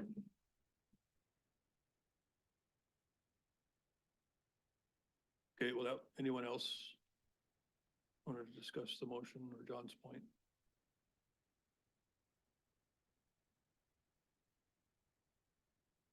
I hope you would consider that we need to get the most value for this property. It's very highly, it's, you also, on the other side of it, you are representing the borough, which is the people, and you should get the best deal for the people, that you're representing. And so, yeah, to give it away, I don't think, for assessed value, which we all know is a lot of times far less than the real value of a piece of property. And so, as a citizen, I hope you would do your best. rather than giving away a very valuable asset for an assessed. Well, it was discussed quite a bit at the November meeting with the Wecon sale. Seemed to be how things are done. It's through an appraisal. How everything I've ever bought with a bank loan was, appraisal was required. Assessment was just another data point. It wasn't. Discussion?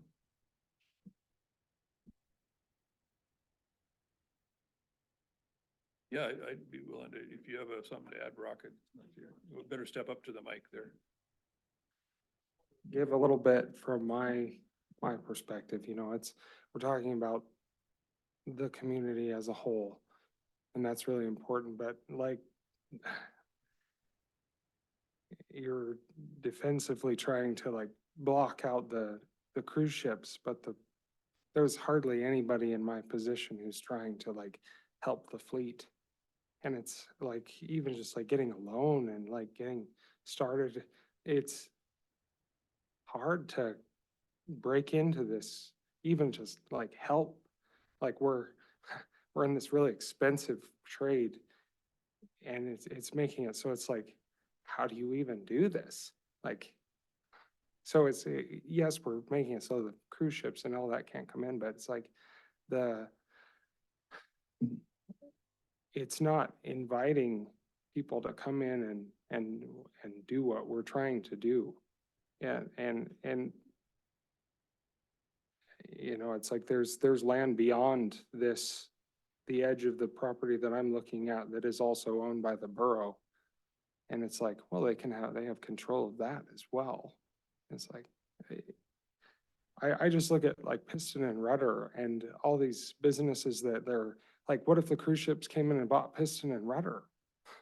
Like they could do that, but it's like they're part of the community that is free enterprise entirely, and yet they're bent on supporting the fleet and what we're talking about here. And it's like you make it more and more limited and raise the value more and more, like the land prices for just buying a house are like unattainable for me. And it's just like, how is this? It's so defensive, but it's like, it's not gonna do anything because the land is just sitting there and no one's ever gonna be able to get it, to use it. That's just my perspective. Like, I don't understand all, like, I don't even know what page you guys are on. Like, it's so complicated. It's getting more and more and more and more complicated, but it's not opening up the door for somebody to come in and offer a service industry. It's all like defensive. And I'm just trying to, I don't know what the solution is there, but what I'm trying to do is create and work with the surrounding supporting businesses to provide something for the fleet. And I think that's, everyone has the same mind in that. Nobody knows what to do about it though. And there's a lot of good things, like those things that are coming up in there are what I want to abide by because they're what support the fleet. The heart of it is there, but the defensiveness is not going to lead to it actually being able to be performed. Yeah, that's just kind of what I'm seeing, but that's just kind of my interjection. I'm sorry for going on for so long. Can I ask you one thing before you go? What would you be getting a bank loan that required an appraisal? I have no idea how much it's worth. It's not appraised yet. So I don't even know how I would approach I've talked to First Bank here and everybody's positive about it, but until there's a number, I can't proceed further than that. So I don't know if it's gonna be, 500,000 or 1.5 million. It's like, I have no idea if it's even within my means at this point. And so I'd have no idea. It's the borough's position too. What's it worth? Exactly. I mean, you have the assessment, but Question. Got a question for you. Yeah. So you've had conversations with the lender? And have you had a conversation to the end, to the extent of, will they loan on improvements on a lease? Well, step back. I just started my business less than 3 years ago, and they require that I have 3 years worth of taxes, which I'm just about ready to be able to give them to be able to even apply for a loan. And yet it's required in order to start a business. And it's like everything's backwards. I've done this from nothing. I haven't been able to get a loan other than there's been a couple of the fishermen that have helped me. I'm very thankful for that. But it's like talking to a loan officer, you can't even submit an application until you have 3 years worth of taxes. So, I don't know. No, I'm just asking because the last sale that happened was, the way it was presented to the assembly was, it's like, we have no other option for this to transfer because the lender won't lend on any improvements on a leaseholder agreement. And so, This is one thing where I wish I had more time to focus on this, but we're also, I've got a lot of people I'm thinking about too, so I haven't got all the details. and I figured out. realize you have a lot on your plate, Yeah. it takes a lot to start a business, and I sympathize with you. Well, and Yeah. Brock, I hope that you recognize that this is what these guys are doing. They're I doing know, a hard thing I'm- to make this process easy so that you have some definitions I'm- and you have a real, I'm grateful for that. yeah, so. No, no, just Yeah, bear I with don't us, want to give that you know. impression. Yeah. I they're- want to give a pretty accurate Yeah. position of where I'm at, Sure. it's like, it's difficult. And So- I had a conversation with the banker, with a lender yesterday concerning that, and she said, yes, we give loans all day long on, you look at the items up at the airport, those are all on leased lands. You look along the waterfront here, that's all on state leased lands. Yes, if somebody had to come and buy your airplane hangar, they could go to a bank and get a loan for it, and it's on a lease. So I don't know where that, the context from what their particular situation was, but I don't think that's the norm. As far as our local banker when you go talk to them about that, because I did go and ask specifically, and she said, yeah, we loan on that kind of thing quite often. Because that's kind of the entire reason that we're even sitting here. In my perspective, we felt like we were kind of backed into a corner and, we had to make a decision. In 5 minutes, build a better mousetrap, and it was kind of backfired. Exactly why we're here. But I feel like, especially this process we're working on now, there's nothing really to make it harder for someone like Brock or someone like Weekon's, well, maybe like Weekon's, but do anything to make it harder, except, John does have an issue about the cost of an appraisal, but I just don't see how there's a way around it. How much did the Weekon appraisal cost? Can we remember? 800. It was $4,800. Those snakes. Paul and Jeb there, what do you have? Evening, thanks for the time. To Brock's point there a little bit though, on Glow and Brock. Alaska Airlines is a major corporation, small businesses on exactly that 3-year plan. That's what it takes. You gotta have 3 years of taxes and, it's hand in hand with your lease agreement to get a loan on any property, on lease property. So I just wanted to throw that in there for, these major corporations, like a cruise ship or Alaska Airlines. They're gonna get them all day long, but guys like Brock, myself, or, most of us, not so easily, actually. It's definitely the case. Thanks.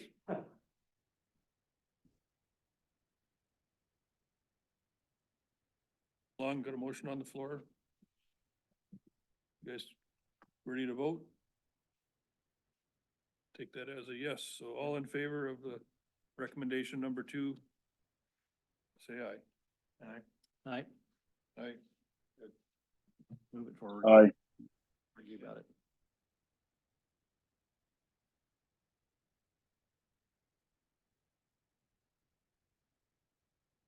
Out of whack here.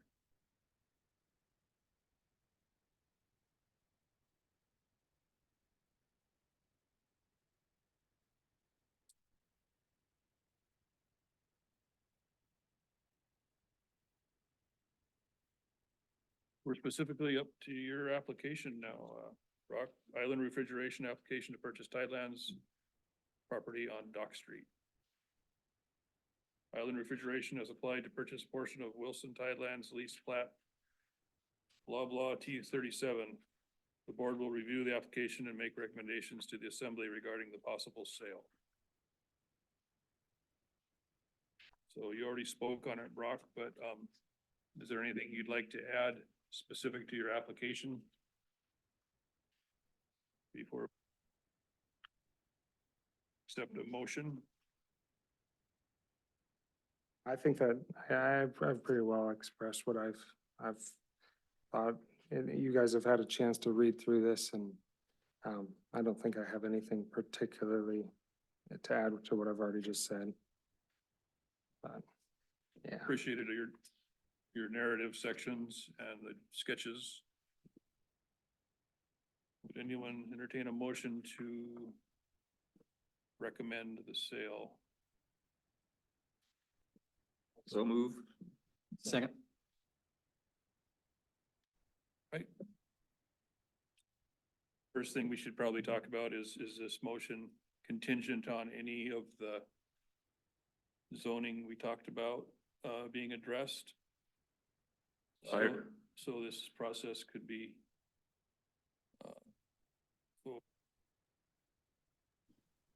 so that zoning overlay could function in lieu of a lease agreement, which had a certain marine use to it. Go ahead, Casey. I really think it should be. I think that the recommendation should go hand in hand with the assembly, or the assembly deciding to sell the land should go hand in hand with them also coming up with a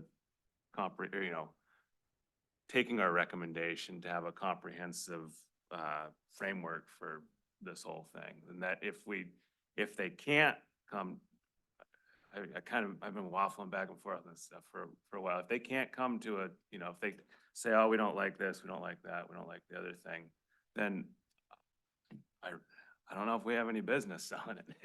If we don't have a way to go about this properly, then. That kind of came up at the work session. It's like, we have these issues to resolve, but we also have a timeliness issue. This put in the application in November and the planning commission approved it. And so I was thinking it as like to link the two. The linkage got a little broken last time, but then there was an election and there was some turnover on the assembly. And I think the assembly's got their eye on the ball a lot more now. What would you say, Scott? Are you guys ready for a ruling on this?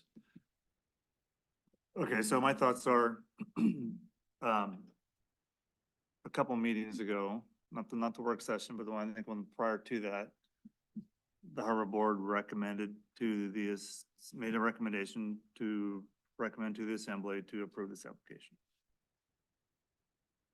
Okay, I'm kind of surprised to see this on here now because I thought the purpose of this meeting was to work on the framework, like to pump the brakes on all the current applications until we have a framework for moving forward, rather than, because the very first one kind of opened the can of worms and created a whole lot of more questions and answers.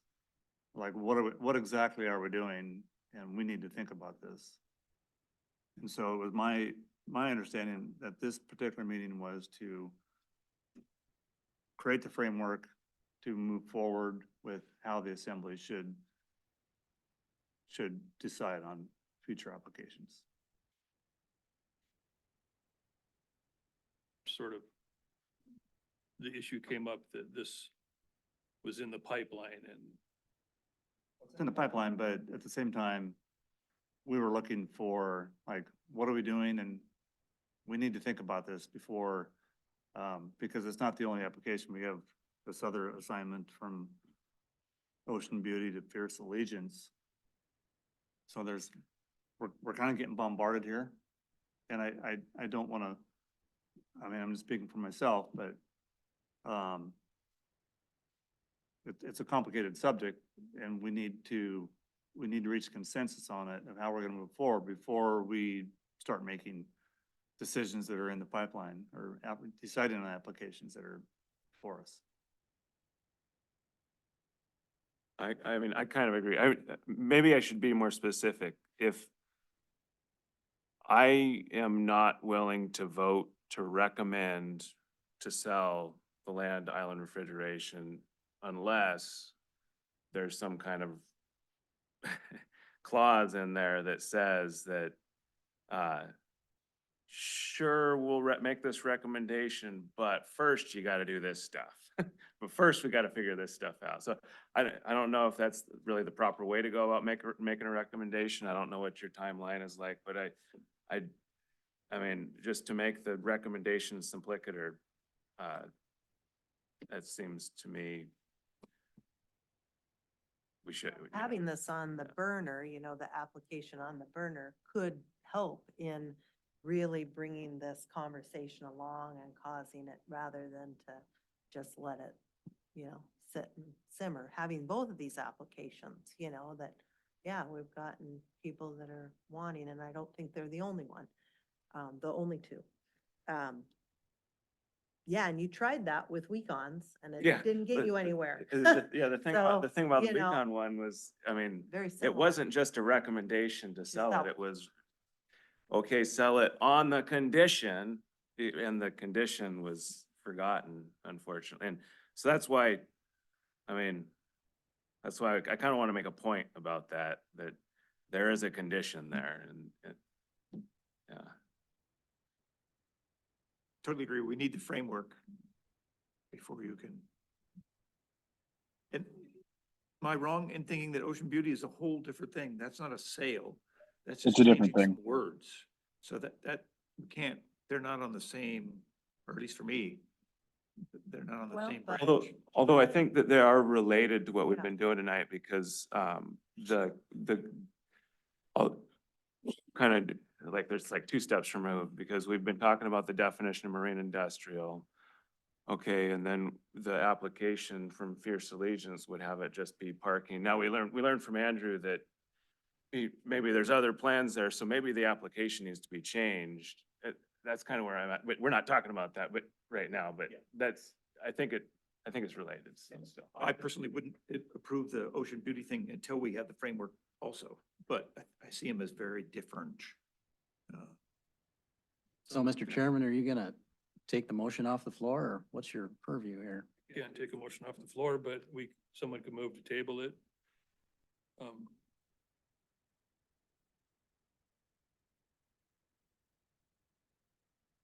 Tabling would make more sense. That I don't know quite how the tabling process works, but we could table it until, the assembly addresses the zoning issue. Motion that we need the framework before a decision can be made on sale or changing a lease. There's a motion on the floor. Harbor Board has already made a recommendation to the assembly. You guys have already voted on this. Oh, that was the planning commission. So we Yeah. haven't seen this yet. Oh, I see where you're confused. Okay, yeah, I was confused in that too. Basically the same as tabling. I don't recognize that process, so the withdrawing motions, I don't know enough about, but it's been discussed, seconded and discussed. I don't think withdraw is an option, but what do you know about the procedure?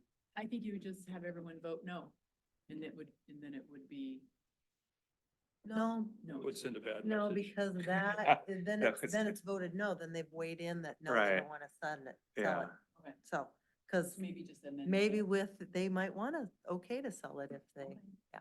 So I mean, how about I move to Postpone. amend the motion? postpone it, Amending just would be fine. postpone it, Yeah. just postpone it. We got Brock here, we got people Yeah. here. I mean, does anyone, we can address the application as long as it's conveyed appropriately. I mean, we're all here, we all read the packet. He made his application in November. I mean, it's not unreasonable to talk about the merits of this potential sale. So, That was merely just a question, Mr. Chairman. What's that? I said that was just merely a question What? I forgot. about process there, because it seems like this was gonna be stalled or tabled or until such attachments were supplied to it or a framework as it was stated. It's unfortunate that it's here. I've been sitting exactly where you are with the business not but a few years ago. And I was denied by the planning commission and this board. So I understand where you're at, and was actually one of the best business decisions I ever made in my life was not to get involved with the city. For these very reasons that I may be misunderstood.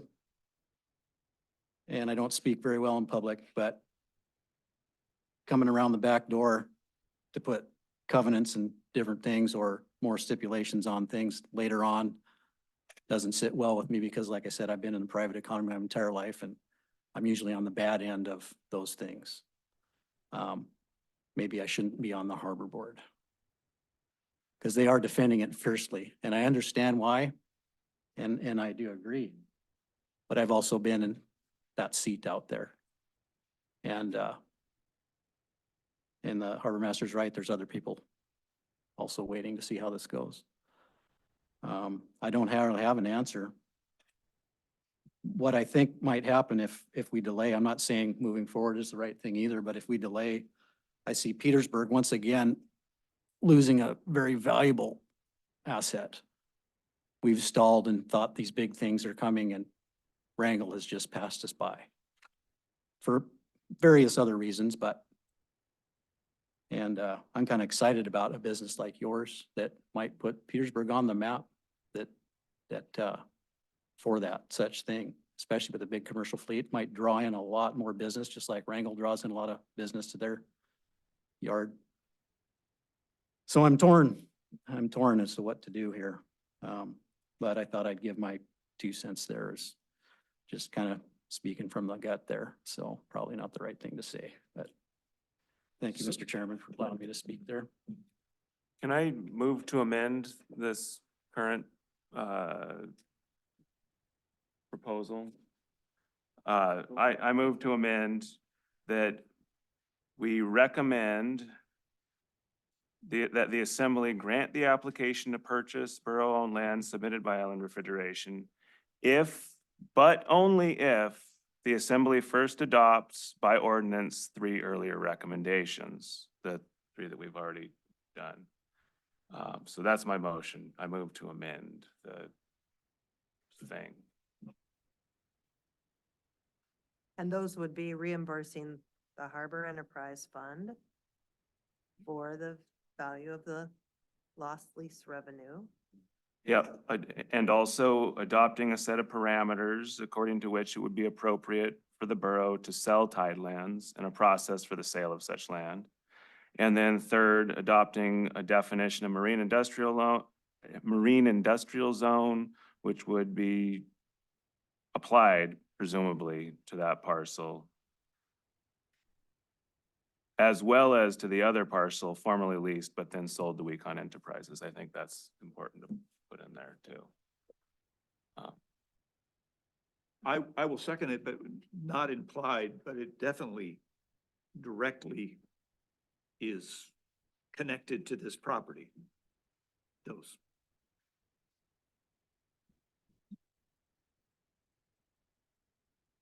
So, I mean, I guess if we, now that we have that, so we've got a draft of what we think are okay parameters.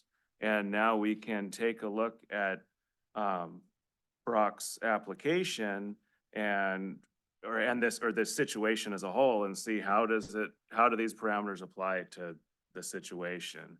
And I haven't been as, I've thought about it, and it seems to me that there's a good case that can be made that most importantly, condition 3 on the sale parameters are satisfied. I think that's the most important one. So that would be where we could write out some findings that demonstrate at least, well, the claim that if the borough does sell the land, it's expected that it will gain specific essential public marine related services, or they'll be significantly strengthened. I think it's the second part there, because you're already working, but it's gonna make it a lot easier for you to do what you do. And then, but then there's also the question, are there other alternatives? And then that might be where the harbor master weighs in on, well, we got something else we want to do there, or somebody else might weigh in on, well, I know this guy who wants to get, you know. Well, what if we went through the sale? Talking parameters? lease or sale here, because your alternatives end when it's sold. You're done. You've got zoning, and the zoning's right in front of us. So this is getting very complex and complicated and tangly. And it's just been introduced tonight. I haven't even absorbed it all, and I've been reading it for a couple of days. It seems awfully restrictive and acting like godlike to tell people what to do. And I understand we're protecting the waterfront fiercely. I do understand that. Don't get me wrong. But some of this stuff just, as a private economy person, just rubs me the wrong way. So if a business comes in to do something,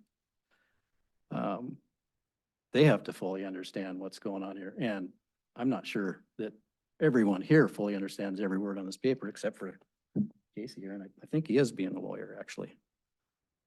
Well, the current lease process, the lease is drawn up and specific uses are allowed. Yeah. Both parties willingly sign the contract. They did. Now, I wish I would have brought all my notes, but two things is there was one sentence in the week on lease. And it said, you will remain a diesel repair shop. That was it, uncomplicated. That was it. Might be wrong, might not be legal anymore, but by golly, boy, that sure, you know, of course, you could tell how old that thing was. It's in typewritten in Romans 12 font or whatever that is, but and yeah, that's, and then to my point of bogging this down with a lot of different things, I mean, that was also what I took at the timeline, looked at the timeline of the week on sale, and that was like record speed, like days. It took longer to get assessed than it did for everyone to vote yes and for it to go through all the boards. They were like The recent sale. of the week on enterprise sale. That's Okay, correct. Yeah. That went through in days. What was, You support that or you don't support that? I'm just saying that's how fast it went. You support that or you don't support that? I wasn't on the harbor board at that time. But did you think it was too fast? Well, it seems like you're saying that was a good thing to keep the ball going. it kept it going for the stated purpose of keeping a business in town, and now we've got a stated purpose of possibly putting a big business on the map, so, and another one to keep going, so, I mean, and going with that, that's kind of where I was going with it, but as far as the process, I guess I'm not sure if that was all good or bad, but there was some good and bad in the process of the last one. And I do see the holes in it. So not trying to sink the ship. I'm just, I guess I don't understand. Uh, what you're- it's just, there's a lot here. I know I wouldn't agree to it tonight until I read it over, probably with my own attorney, to say, hey, well, if you buy this said land and the city's still got this over you, besides zoning, It's just And- zoning, it's a zoning overlay, but there's zoning everywhere in service area 1. It's just how. things yeah, are. I looked at the zoning. It's right here in front of us without getting it modified. Got automobile wrecking, junkyards, watchmen, caretaking. I mean, that's our issue. And I'm not trying to argue for argument's sake. It's just, the process is messy. So, and, you know, I might support this amendment too, and I guess it's, the staff, I really appreciate the fact that you're weeding through the process and coming up with a process, Joel. I guess that So you gotta make at some point, the process has to have some meat to it, so. I'd like to see us go through see how well Brock's application fits some of these sale parameters, just maybe to try it out.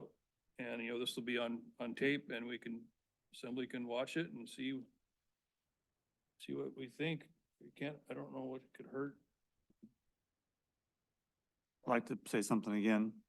So I'll say again, the assembly was between a rock and a hard spot with a 35-year-old business with a lot of inventory. And we were pressured into making a decision that opened a can of worms. So 35-year-old business established in a lease. And now we have Brock Snyder, young man, wants to start a new business. He's in business, but he's a new guy. And now it's apparent that, there are options. He has options. So if we don't sell the property to you, you have the option of getting a loan through a bank that will that will loan on leased land. So you have two options: buy the property or take the lease. So this is not like, if we don't approve this sale, you're not gonna be in business. It's just that you're gonna have to, it'll be either you pay the bank or you pay the lease, but you will still be in business.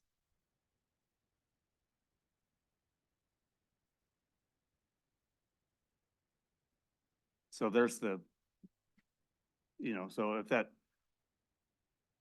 not understanding if everybody understands that, but we're not putting them out of business. Excuse me, the harbor board is not gonna put them out of business. The assembly's not gonna put them out of business if we don't sell them the land.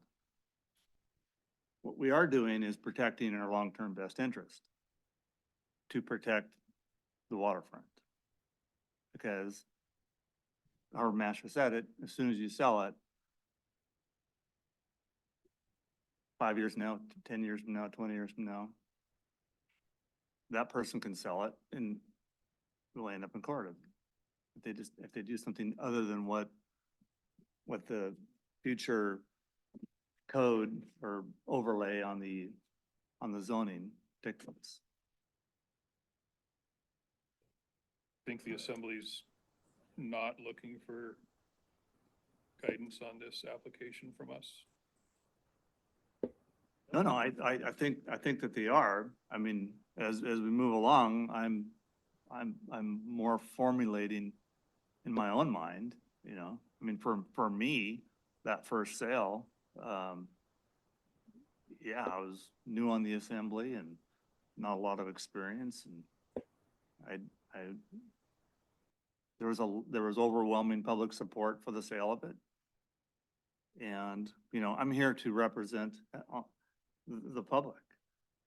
But man, sometimes you try to do the best thing and help somebody out and it backfires. And it backfired on me and I did not like it.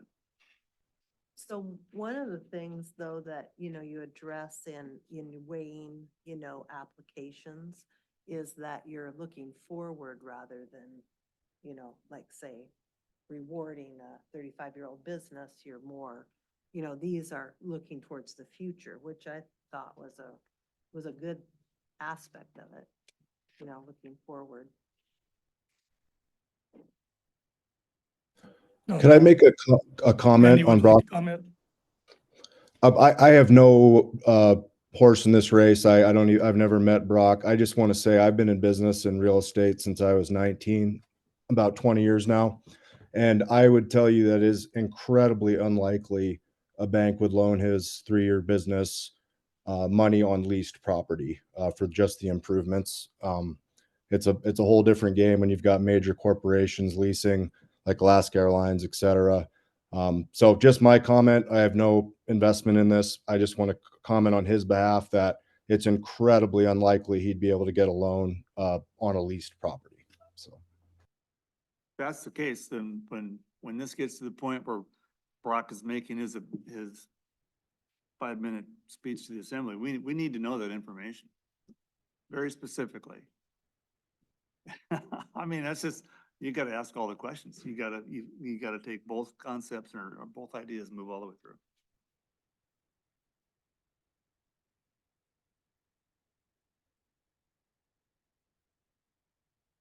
Appreciate it. Well, I think that question right there, Scott's kind of what's gonna lead to anybody on leased land. Like you guys were just talking about assessment versus appraisal. I mean, I was kind of the same thing under the understanding we were gonna go back and go through the framework on future sales or leases. So yeah, I mean, obviously these two are on the docket. We're next up. I'm definitely a little confused too. Like I said, I think you start getting into a whole lot of bylaws and legalities. You're talking zoning and lease on borough property. It gets extremely sticky. So, I'm with you in a couple of ways there. I thought we were talking framework, and then I see these on the docket. It's definitely conflicting. And I think you have two people now, but how many businesses are on leased borough land on the water side in town? And they're definitely thinking along the same lines. If you sold, assessed, appraised land, but it's valuable either way, why wouldn't their business gain the value in a future sale as well? We just did one. So anyways, my 2 cents. Appreciate it. Thank you. Well, I personally hold 2 state DOT leases, one on the airport and one on the waterfront. And I know for a fact that banks loan on state DOT leases. So I don't know why they wouldn't loan on a borough lease. Why would that be any different? But we need to ask those questions. I think one thing. The reason is collateral if he's a young business and doesn't have the collateral, as someone just mentioned, that if the company went out of business, the bank would have nothing to collect because they'd be in a major issue with the borough. That's, again, just my 2 cents, but it's the circumstance of this younger business. I know for a fact there's one bank that he's talked to that would not do it on a lease. Again, just my 2 cents to try and help out here. Got a motion on the floor and then an amendment to make it conditional on all of those zoning things happening. And I think Have to vote on an amendment before. Or, yeah. We would, yeah. the idea of the amendment was to, Second. the amendment. All the previous zoning stuff we talked about was to act in lieu of that control we have by leasing it. But I think Scott's right. You'll never have as much control as if you are the lessor. But that was some pretty strict zoning stuff we considered. Some people objected to how strict it was. And I'd still like to see us move forward, but I don't know if we have the will to do it. But Brock had his hand up. Go ahead. And then we'll decide whether this amendment's gonna fly. Just wanted to ask, Liz, how long would it take? It was like these amendments haven't even been ratified or figured out how they were going to be performed or if they're even legal. Like, how long would it take to do all that, to even see if they're right or doable? I like the heart of it. I understand. That's the thing where it's like, but if you define it, now you guys are voting for me to accept something that I don't even know what it is yet. It's like, and then it might take months and months and months, or I don't know how long it would, do you have any idea or off the top of your head? Would definitely be 2-3 months at least, I would think, because it has to go to the planning commission. Go in And then the cycles assembly, and cycles. you might, and I would assume you guys want to look at it again too. Yeah. So a few months, easy. So there's, that crossed my mind. That due to the status of your application, are you starting to get cold feet if this drags on? It would, be a lot of attention and that I don't know that I would be able to do. I would definitely consider withdrawing my application, but that wouldn't necessarily mean I would be able to do the lease and build something on the land. So that's where it's this self-contradicting process. So I would like to be able to do that, but I don't know if I would be able to. So like I've talked with several banks, like First Bank is one of them, but then talking even about getting a loan where the state could help with a loan and help make it so that my down payment could be less. And they're all contingent on knowing what the value is. So and then we're agreeing to something that we don't know the value of it with a whole bunch of terms that we don't know that I'm going to agree to, that I'm like, I don't know anything, but it would take a long time. So I want to be able to commit to Petersburg and pour and I hope that like, I've worked on a lot of different boats in the harbor. I don't know any of, like, I hope everyone can see that I'm committed, but this would help me completely commit to being in Petersburg. So this is complicated, but I'm grateful for the efforts that everybody is making, and I want to do the best thing. I also just know that it's like there's only so much that I'm going to be able to do, like we say, as a young business with these conditions. And there's this land that's reserved for something, but nobody can use it. I can't use it. I might not be able to use it. So we're not going to have the cruise ships use it, but how are we going to make it attainable for people who should use it? And the only way that I can come up with is to just give us a chance. So I don't know. I will accept whatever is voted. I mean,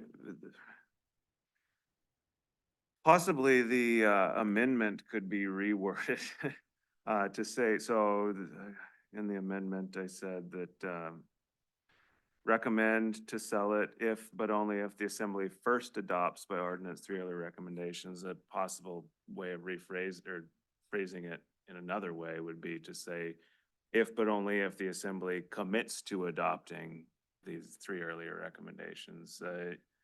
It's conditional, but it's not conditional on, first having to go through the whole process, but saying, but we are gonna do it. It's kind of, I don't know.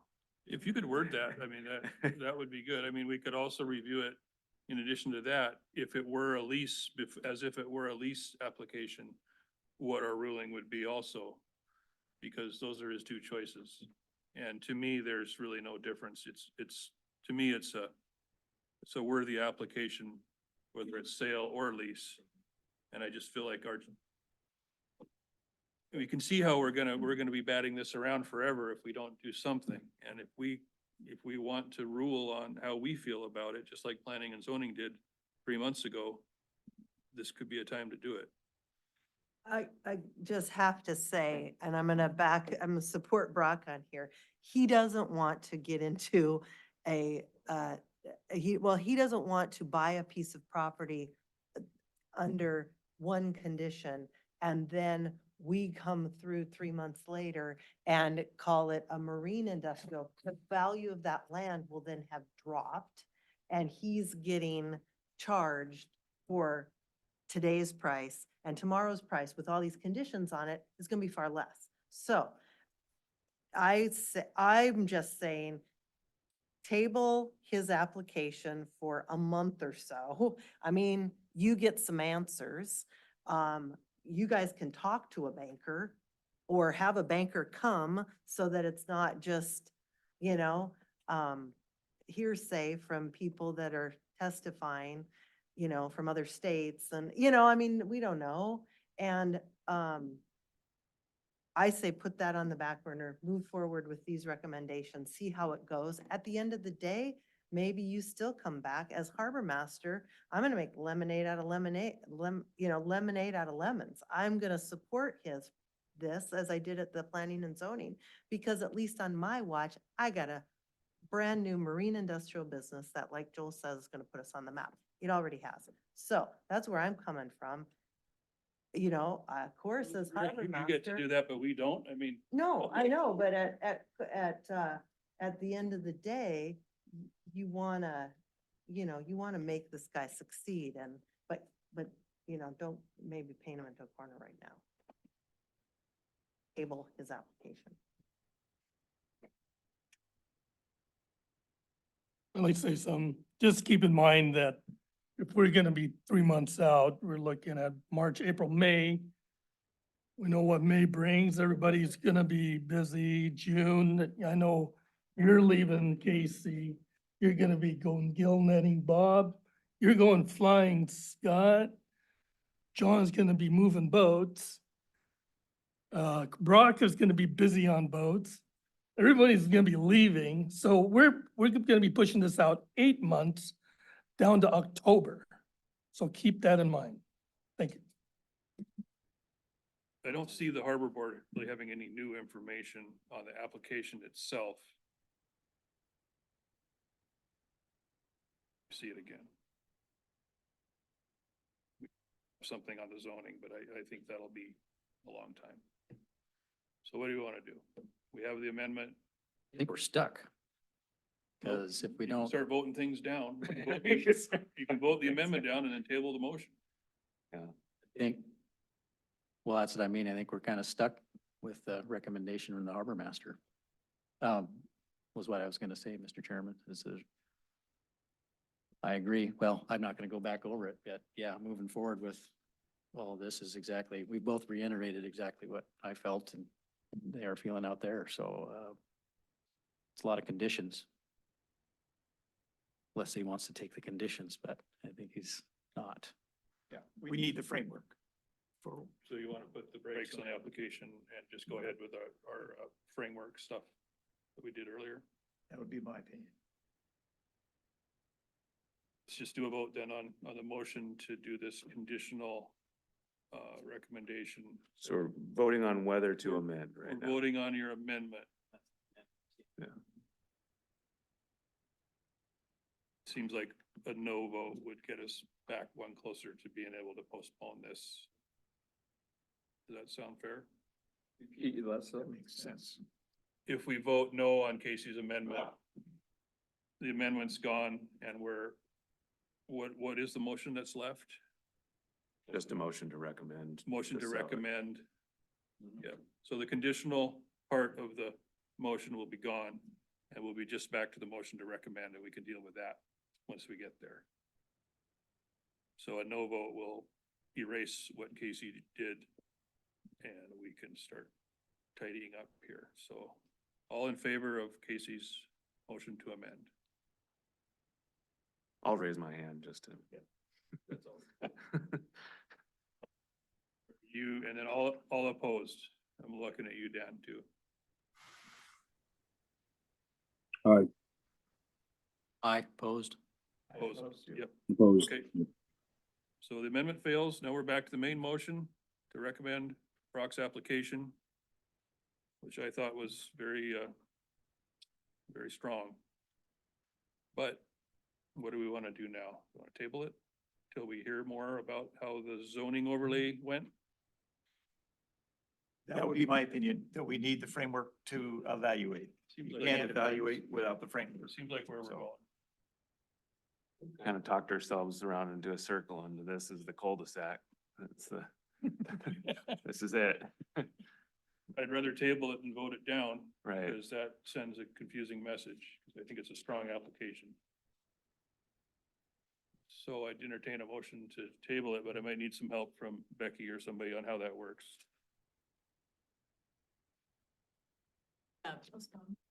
Postpone?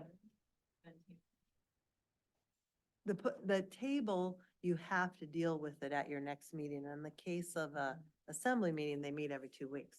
Now, you know, you could table it to your next regular meeting, which you don't have a regular meeting, so. But postponing it just is what they kind of do. Postponement. Sounds fine to me. I'll move to postpone. No, second. Okay, any discussion? Is there discussion on a postpone? Anyway.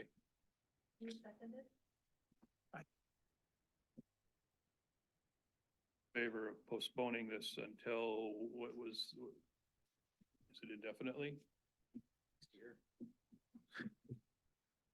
What? Well. Well, at least until we hear back from. I think there's a motion to postpone indefinitely. Postpone definitely, but then you would have to define your, I don't know how to do that. Postpone it until we have a framework. Postpone until a later meeting. Bring it up at the next meeting. I mean, we can always punt it. Punt it So again. tabling would have worked too, I guess, but. Yeah. Okay, all in favor of Aye. postponing this? Aye. Aye. Aye. Thanks, Dan. All right, well, we did our best and I still think it's strong. Haven't heard anything bad about it yet. So the next order of business was the Fierce Allegiance Ocean Beauty lease.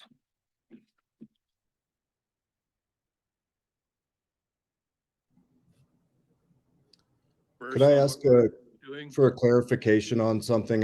You guys please let me know when it's my time to say, ask this, but I have a question first. Yeah, I couldn't hear you very well, Andrew, but, Oh. what was the, what did you say?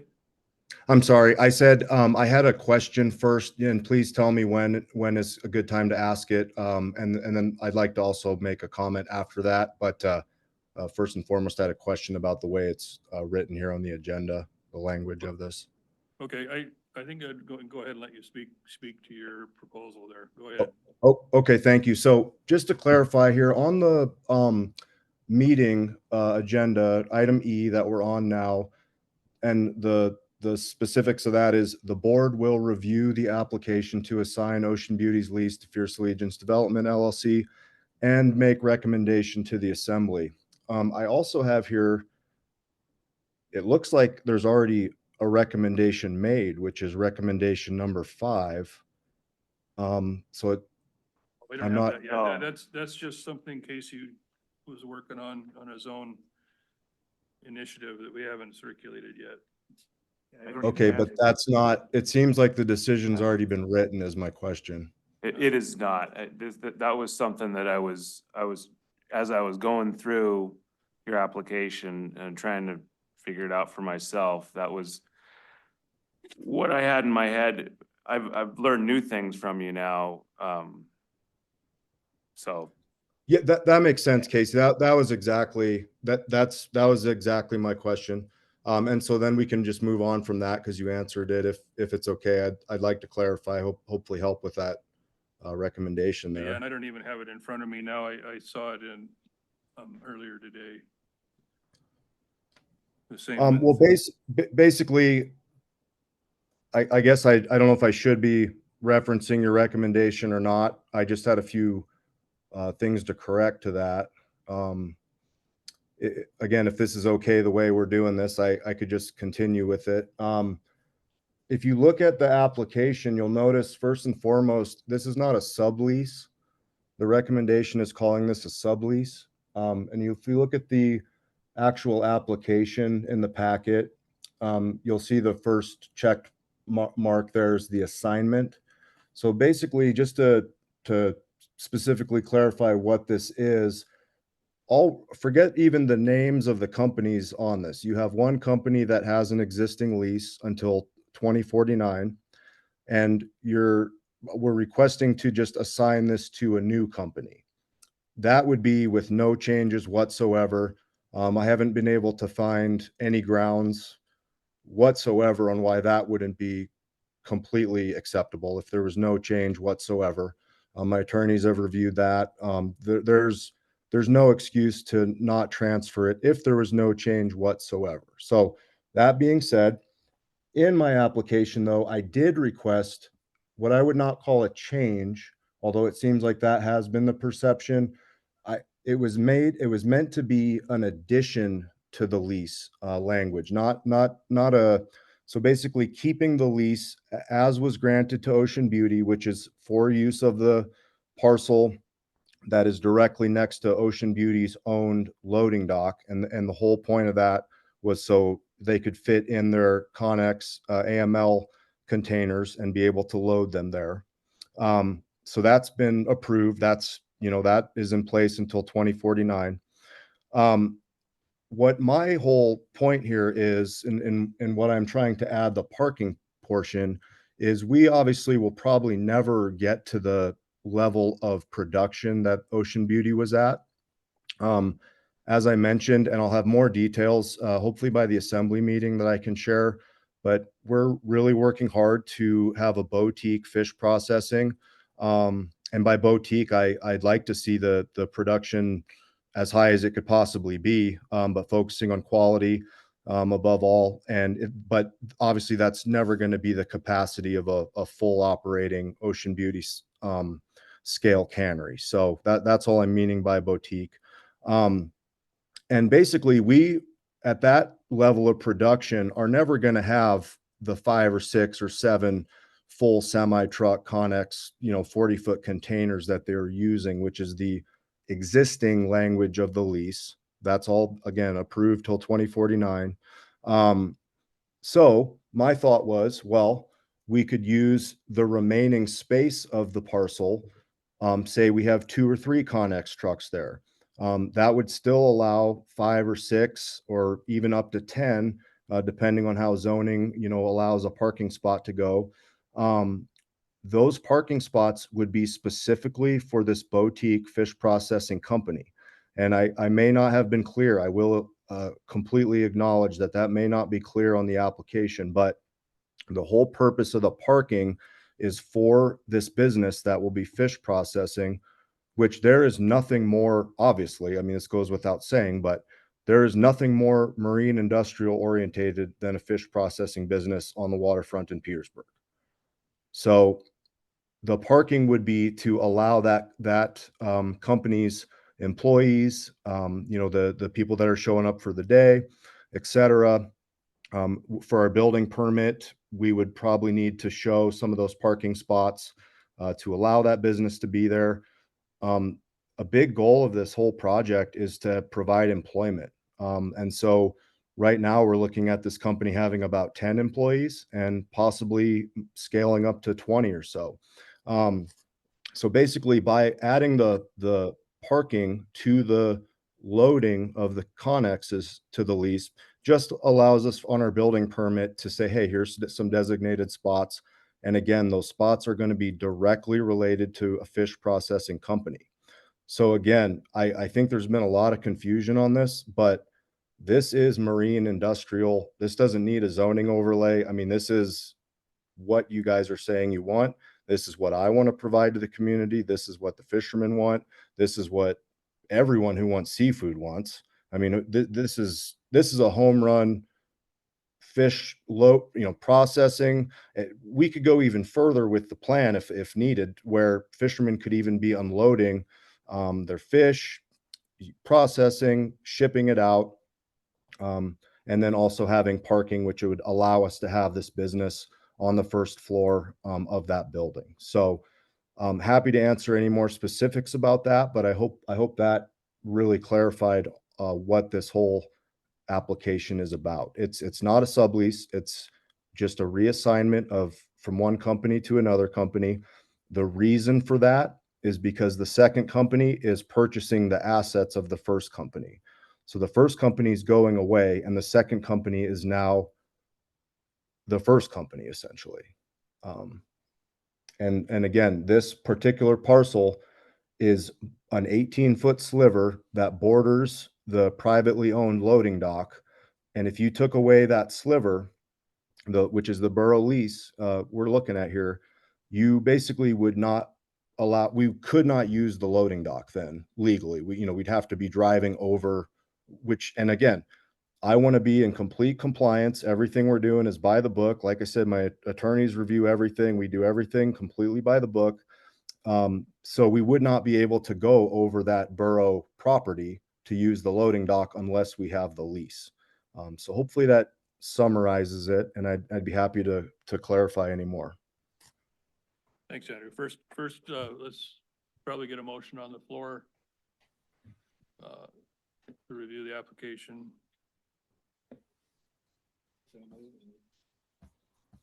Second, I'll second. And I'm sure just stand by there, Andrew will probably be coming back to you, but I did not know there was, that you were able to lease that other portion. I must have missed that.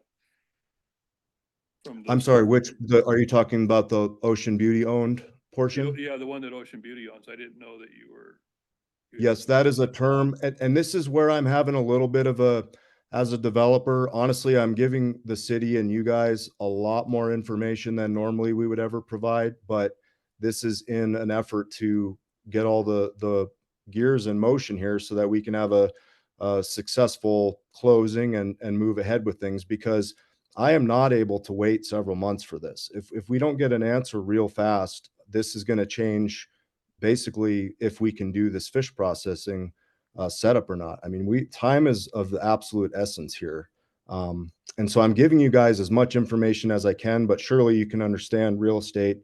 I can't provide all the details until things are finalized. But yes, one of the conditions of buying the bunkhouse is also leasing the loading dock from Ocean Beauty.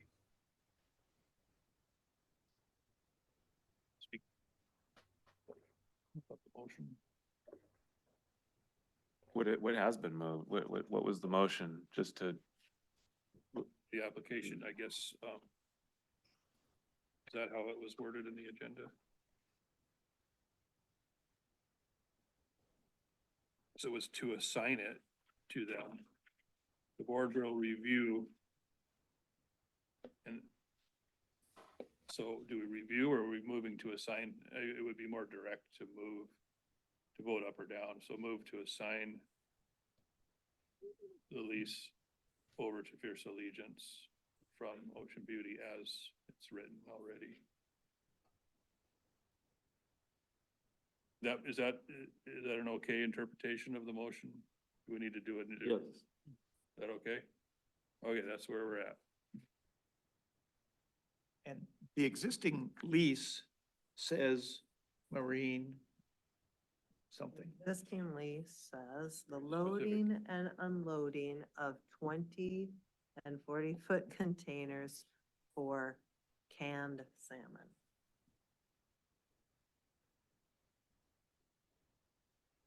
So by extending it, it's not going to be within the parameters of what the lease says, because they're sure as heck not moving canned salmon. well, my understanding is that so I thought it was a sublease, and maybe there's something different that happens with assignment, which would basically change the use of the land. Maybe that's kind of what I was understanding from Andrew. Maybe that's why the difference between assignment versus subletting is relevant here. Casey, just to, if I might, it's a pretty big difference because, well, again, I guess I'm not sure how else to explain it, but it basically our company is now taking Ocean Beauty's role.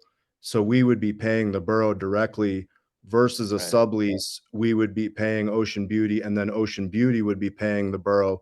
Of course, you can imagine the doubling of insurance, different things like that. It's just a nightmare to do that versus we Right, yeah. literally just enter into the lease with you guys as is existing with this small change. Yeah, no, I get that, yeah. I didn't get it before, though. One problem I see is that the fish processing aspect of this is very hypothetical to us. I have a 20-year signed lease for that company. But the facility, the building, as far as I know, it may have a commercial kitchen or something, but how far is that from becoming a fish processing facility? 1 year. Why not wait till it's I need the parking for the building permit, which is about 1 month from now. what's where's the building permit application at? Has that been? No, because if I don't have parking, then honestly, we may have to scrap the project. But if I know I have the lease, then we'll move ahead with the building permit and get started. And the new company will be opening its doors April 1st, 2025, for 20 years following that, at least. What specifically do you need? Certain number of parking spaces? Yes, the more the better. Basically, I actually don't have to have parking.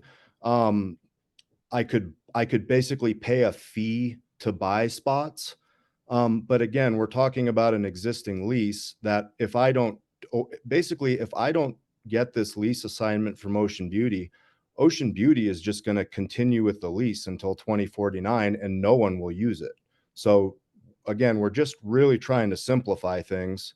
And this really helps on the parking aspect, where I don't have to come up with $100,000 to just put into a fund for 10 years is the way I understand the building code, the zoning and all that. So this would basically just very simplify the process, which the entire goal is to quickly get things up and moving fish out of here. I mean, that's the whole goal. So can I have a lesson in parking space? Sure. The parking spaces are 8 feet by 20 feet. And that's another kicker to this. If I did not, because the borough lease strip is only 18 feet wide. So obviously that's not the full 20 that is needed. So part of my deal with Ocean Beauty is requiring me to lease the loading dock. And then when I combine the loading dock property with the 18-foot sliver, then obviously we can get our 20-foot. So that's a great question. So this is kind of a big point. Independently, the loading dock and independently, the borough property are basically useless without each other, because I can't access the loading dock without the borough lease, and the borough lease by itself is not big enough for just parking spaces, if that makes sense. So 8 feet by 20 feet per space, and we would fit as many as the zoning and building departments would allow us on there, adjacent to a designated spot or two for loading the bigger 20 to 40 foot containers from the loading dock. And I will say, with all due respect, I think the word canning could either be scratched if we had to from the lease, but I think that's a bit of the way it was written, and it's intending for fish to be loaded. I don't believe that it has to be canned fish. That's just the way I interpret it. How do you intend to get the fish to the facility? You mean from the loading dock, or? Well, how do you intend to get the fish from the water into your plant? Well, again, I have to be a little, I don't have all the details that I can share on that right now, but that is being facilitated. Is there a requirement for the sale of the bunkhouse that it has parking? I guess I'm confused. For me, there is, as a developer. There Because is, but not the borough. That's what I'm asking. Is there a? Well, yes, the borough, yeah, I'm sorry, I see what you're saying. Yes, the borough will require actually a significant, because again, we're looking to have capacity on the first floor, which is the commercial floor, commercial tenant for 10 to 20 employees. And I'm sorry, I don't have the notes right in front of me. I believe that is about 10 parking spots. There is a 40% reduction on that for the location with the overlay. I met with Liz about that. So that would reduce the spots even further. And that's actually, so hypothetically, say we're needing 4 or 5 spots. To your point, that's a borough requirement. that would now be satisfied easily by this lease. So that completely takes care of the first floor, which is the commercial tenant. Again, simple, that there's nothing time-wise. I know, developer's expense is not anyone else's concern, but there would be no really expense other than I would be paying the borough property taxes and a monthly lease payment. So, my expense is going to be going to from the way I understand this, everything that's been said, I think I would be paying the harbor fund actually that money. And then to your point, or continuing your point, the additional parking for say the second and the third floor, that would be more of a bunkhouse or residential situation. And that's a separate, we haven't quite gotten there yet as far as how much parking is required because quite frankly, if I don't have the anchor tenant on the first floor, I don't believe I will move ahead with this project. Hey, just to confirm, he's correct, right? That we had a long conversation about this, and when someone pulls a building permit, and especially if they're going to either build something from scratch, from green space, or if they're changing the use, the boroughs, we have in our code a requirement for off-street parking. It depends on the type of use. For a single-family house, it's 2 parking spaces. It goes up from there for industrial and manufacturing uses. If you have more than 5 employees, it's 2 spaces per employee. Because it is located downtown, and recognizing that off-street parking space is tight, then we only require 40% of what the code requires. So we won't, until they can show us where those spaces are or pay money in lieu of providing those spaces, we're not gonna issue a building permit. What if we were to assign that lease to them as a condition of a building permit, could the lease ever be terminated after that? What happens if are we locked in forevermore? Like if the fish plant never materializes? The Would we current be- lease is sorry to interrupt. The current lease is to 2049 currently. But isn't it reviewed every 5 years or for a mutual blah, blah? I mean, I I think don't. Glo knows better than I don't usually deal with leases, but you guys do, so I assume I think it's every 5 years, right? think- Yeah. Yeah. But could you walk away from something if it was the basis of a building permit in an existing building? It seems like you'd kind of be locked in there, or you'd be open for lawsuits or something. I don't know. What do you think? We Liz? would probably have a comment about canceling the lease if it was being used for parking for an established business, yeah. The permit was issued on that condition. But the reality is, if the borough turned around and canceled it and took away that parking, we no longer really have a way of, like, anything to say, oh, now you have to provide parking elsewhere, because we've already issued the permit and they're already done with their project. So, Well, it's not how it should work, but I could see where Right that now- could happen. Right now, I think we could walk away from that Ocean Beauty lease because they're not putting fish in container vans anymore, and I don't think they ever will. So, That's where I come in. yeah, but we're getting 2 things. We're getting containers and we're getting car parking. And when I look at it, it's a terrible car parking.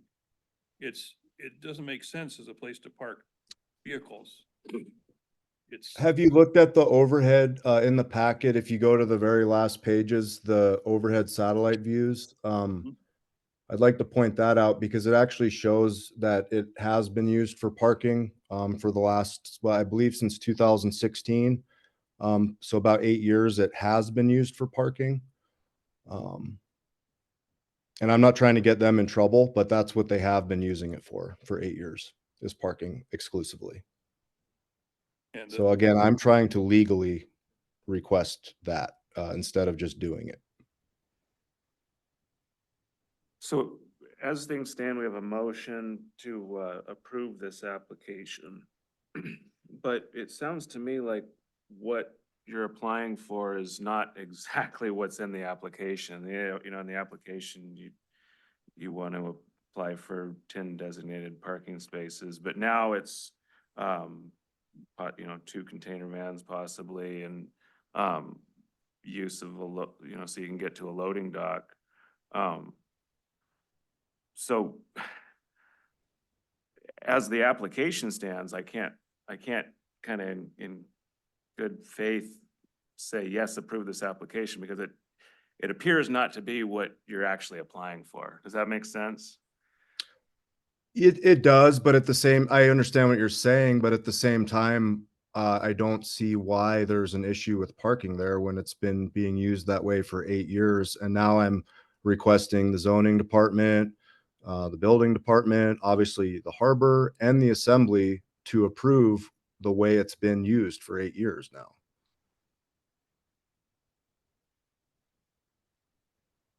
So a more unscrupulous developer might just not mention this and keep using it that way. But that's not what I'm trying to do here. I'm trying to do this by the book.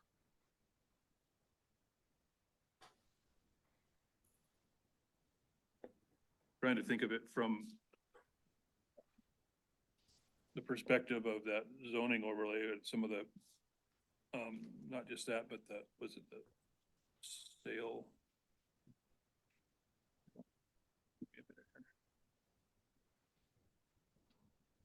Sale parameters. What does the borough get out of this? Or what do we lose if we don't approve this? You will lose multi-million-dollar investment in the community, 20 jobs, and probably 30 residences. And if you keep it as is, you'll get property taxes and a monthly lease payment for until 2049. And some sneaky parking. No, not at all, because my intention is to have this parking approved. That's the No, I purpose of mean, the app. it's currently being used for Oh, sure. sneaky, parking. We have, there's real parking. You know the situation, but the parking situation down there is terrible in the summer. You can't go to the liquor store, can't go to the salty pantry, can't go to my boat. It's, there's just so many needs for parking. I just don't feel like it's my job to lock up a big chunk of that parking lot. I guess I'm really confused on that. I've heard that from someone else. What this is providing is parking. So I don't understand that. Maybe you could elaborate, but what I am applying for is designated parking spots that do not exist currently. So I'm adding up to 10 parking spots. I'm reducing and that is stated in the application. I'm reducing the burden on public parking by providing private parking.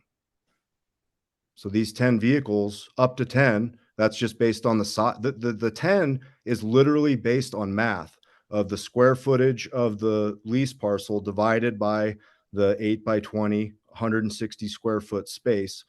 It's just divided up to get to 10, just to clarify. And so I am asking to privately, at my expense, provide 10 spots that now the borough and the harbor do not have to provide for parking. If that makes sense, I'm just trying to explain that. But you can see there are cars parking there now, and those will be parked. Those are all Ocean Beauty vehicles. Depends on when the photo was taken. How do you know that? I mean, how do you know that? We're splitting hairs here. The point is there's going to be 10 parking spots that the harbor does not have to provide now. Reason you're required to do this is because you're creating 10 more cars, I think, by your. I can speak to that a little more. Again, the only reason I'm doing this is for the building permit. The business itself actually will be housing almost all except one employee. All except 2 employees, I believe. Out of all those employees I mentioned, 10 to 20, all of them will be housed in this building. And most of them do not have cars. From what I understand, I really can't elaborate much more than that, but that is the existing setup.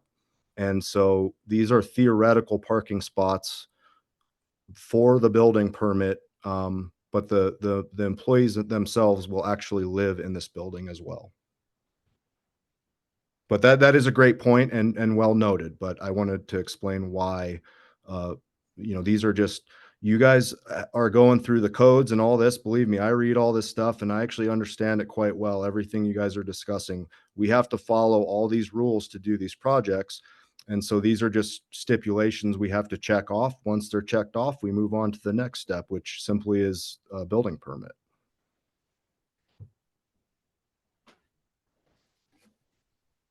Looking on it more favorably than I was initially, but I still, if I had to vote now, I don't think I could vote.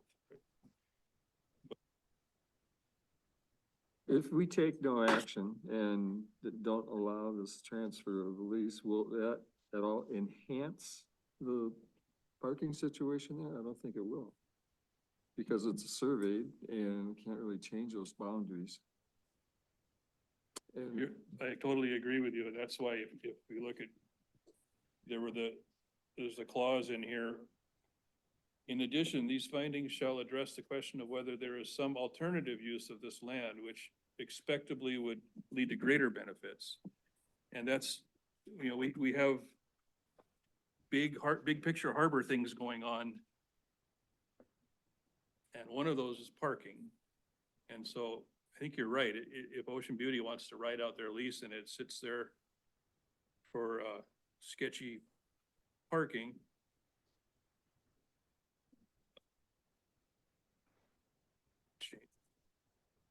But doesn't this block, I know Ocean Beauty, out on the pier is not in great shape, but what if somebody came in and wanted to start doing something there? This would block them from loading containers. That is a good point, but that's a deal I've already made with Ocean Beauty where I am leasing the loading dock. So that's not a part of the pier.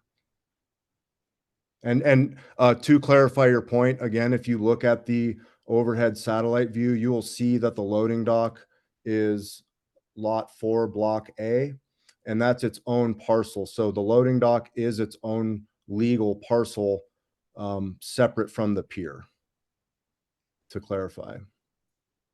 That is a great point, but I'm just pointing out that the loading dock is a separate from the pier property. That, just from a staff point of view, that area is very fuzzy. It is, it's used by everybody from the liquor store to, Keto's Cave at night to, Salty Pantry during the day, yada, yada. You introduce, do you know, Andrew, from the Harbor Way side, are any of those guaranteed Ocean Beauty, or is that all? I'm trying to visualize also, you have this little postage stamp in the middle of this area here where we've got, you're saying 10 parking spots, but really it looks like there's about 25 cars that can park there. But those 10 could, kind of, everything would have to center around accessing that little strip. So does Ocean Beauty own any of the Harbor Way parking, or are those 10 spots going to be used by the Salty Pantry people? And then the people that are coming and going from your retail are going to be expected to go around into the Middle Harbor parking lot and use those 10 spots that you've identified off the loading dock? If I'm understanding correctly, I'm looking at the satellite view again with Harbor Way. You're talking about the cars that are, I guess they would be perpendicular to the lease parcel and the loading dock. No, I'm Those talking are- about the parking along Harbor Way that's right directly across from, if I'm gonna go Right, into. that's what I was meaning. Sorry, Yeah, that's yeah. what I was meaning. I mean, So I feel those are like a your- part of that those- is Ocean Beauty property. No, you can see this on the plat, the satellite view there. Granted, please keep in mind, the satellite view is Right. skewed. So it's not, the lines are not showing exactly, but you can make out where the cars, are. What you're That talking van about, that's sitting there is on their property, but the car beside it is not. Which one? Which one's a van? The van I'm not is, sure, but Glow, to answer your question, those are your guys's, as the harbor, I believe, or no, if they're not, not. the borough. Well, I don't know. Those are borough. Okay, so borough, that's borough parking. There are signs there for, I believe, 4-hour parking. Like you said, directly across from Salty Pantry. So those all stay. I mean, those are not private. That's all borough property. So, Wondering I'm wondering, I mean, if we're gonna start, I guess having experience, like I have explained to you before, there was, a certain amount of requirement for the harbor staff to go around, to go and make sure that the loading dock was accessible at all times for the moving of, these vans, and it required moving most of those parked cars that are in this picture. this Just would so that, completely, yeah. you know, and so what I'm wondering is, you know, go big or go home and just lease the whole entire thing. And then we don't Well, have to babysit it. well, 2 points. The first point, by granting me this lease, I would sign anything you want saying you guys have no responsibility whatsoever in those duties of ensuring that they're accessible. I will deal with that as the leaser. So that would relieve you any duties there. And then to your second point, I am 100% okay with leasing. I'll lease the entire harbor if you'll lease it to me. So I want to pour millions and millions of dollars and redevelop and make this place humming. I'll take as much parking as you'll give me, but I'm not asking for that just because I don't know if that would be appropriate for me to try and take all those spots. I certainly will if you are giving me the option. But right now, we're just so please tell me if you'd like me to submit a proposal for that as the board. I would. However, right now, all we're talking about is transferring an existing lease. I mean, that's that again, I can't make it any simpler than this is existing and we're just solidifying the legal what we're allowed to do and transferring the name on the lease. There's no other change the way it is currently, other than, again, you would not have to deal with anyone as far as enforcement goes, because we'll take care of that. And I don't anticipate it being a problem, quite frankly. I spent a lot of time there this last year. I come up every month. I go boating every time I'm there. I'm a big user of the harbor. I hope to be a much bigger user going forward. And I have had no problems at all with parking or access there or anything. That's just been my experience. And I'm very particular. So. So I have to say, so when I came into this conversation, I was like, oh, just if he wants parking, you know, that doesn't sound like that's what we want this spot just to be. But if it's actually gonna be part of a working, you know, fish processing company, then I'm, you know, I can get down with that. But, if we are to vote on this, so it's not in the application. That part of it isn't in the application. And if we're to vote on this, this is really what we're voting on. We're voting on, I think the exact use would be, up to 2 container vans plus 10 spots, or maybe plus 8 spots, something like that. And that it would be part of, you know, a fish processing company. So it's like, what are we voting on here? Are we Casey, voting on the application, or are we voting on something different? Because I mean, I'm kind of Casey, if I inclined could- to vote yes on the something different, but I'm not inclined to vote on what's in the application right now. Does that make sense? It does make sense. If I could interject, there's a bit of another layer to this, which is Debbie Thompson has been nothing but helpful. So she has sent me I don't know how she has time to do all this stuff, quite frankly, write these drafts and then they get changed. And I, it's pretty, impressive office work, quite frankly. So what I have here from her is a draft assignment and assumption agreement, which is the actual lease, not the application. And so in this draft lease, this would be the actual document. I'm going through it. It's about 5 pages. I sign off on it. Ocean Beauty's, I guess Ocean Beauty signs off on it as well. And then the borough manager signs it, and that's it. And so this is the actual lease. The application, I guess what I'm getting at is the application may not have the exact correct language, but this lease, once the application is approved, we would correct this draft lease to basically be as the assembly and you guys, I believe, approve. Unfortunately, I don't think that has made it to either the assembly or you guys. I don't think. I think me and Debbie might be the only ones who have this draft agreement. But basically, this is what defines the exact terms, not the application. The application just allows us to get to the lease assignment, if that makes sense. Yeah, I can see that. For example, it has recitals, A, B, What is C, it? D. What does it say under restrictions of use? Or, I mean, I'm sure there's some kind of. Well, here's another, the other thing is the existing lease is 73 pages. So we're talking about an 80-page lease here. Like this is, again, the assignment, the way I interpret it is just to let us sign off, on the, I guess I don't know exactly. That'd be maybe a question for Debbie on how, if the manager reviews it or who reviews that. And then that goes with the tens of pages existing lease.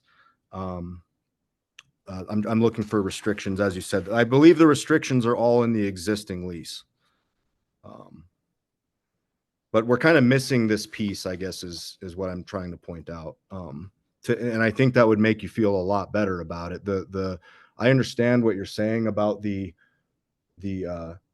application. To me, the application just gets us to, signing the actual lease. And I really didn't think, I don't see this as anything but beneficial. So I honestly did not think this would be much of this process. So, which is fine, but I guess I could have put a lot more information in the application, but to me, it was a very straightforward. This is the most straightforward document I've looked at so far this year, this application. So. I worry what happens if something falls apart and it doesn't become the enterprise that you're hoping it does. The borough would just take back the parcel then. Could we? That's what I'm kind of curious. What could we ever get it back? I would be happy to sign an addendum saying so. I mean, again, I'm here to work with you guys. I'm from there. My goal is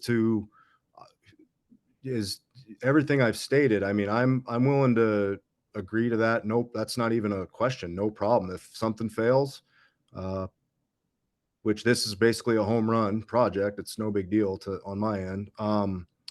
You guys get the property back. This ever referenced on the initial building permit? It is in the initial lease. I don't have, it's again, so many pages. I talked to her right before the meeting. She actually brought this up. I have a note here, termination of lease. So there is a clause in the initial lease about that. And basically she made it sound like it's, like you said, if basically you could look at it as renting a apartment or a house. If I don't pay, I don't think it would be a foreclosure case in this case. You guys basically just, the lease is terminated and you take back the parcel as the borough. It's pretty straightforward, I would think. Where were all these bunkhouse people supposed to be parking? They really didn't have vehicles. That build, well, I mean, I guess that's a, But I don't know if that's in the, that kind of thing is recognized in permitting. oh, okay. We I know. have a- Sorry. That was a generalization on my part. The bunkhouse does have 6 spots that we will most likely be utilizing as well on the property of the bunkhouse itself. I don't know if you guys have that map easily accessible or if Liz knows where that is, but the recorder does have the property showing the bunkhouse and showing the designated parking spots. They're kind of scattered around the building. Basically where the concrete aprons are cut out on the sidewalk, there's designated, I believe, 6 parking spots. And that was all that was required for the bunkhouse from a permit standpoint.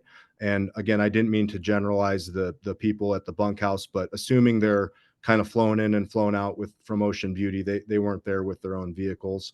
But from a strictly permitting standpoint, the amount of spaces, presumably that was all they needed to get the building permit in 1998 when they built it. Right, where are we at?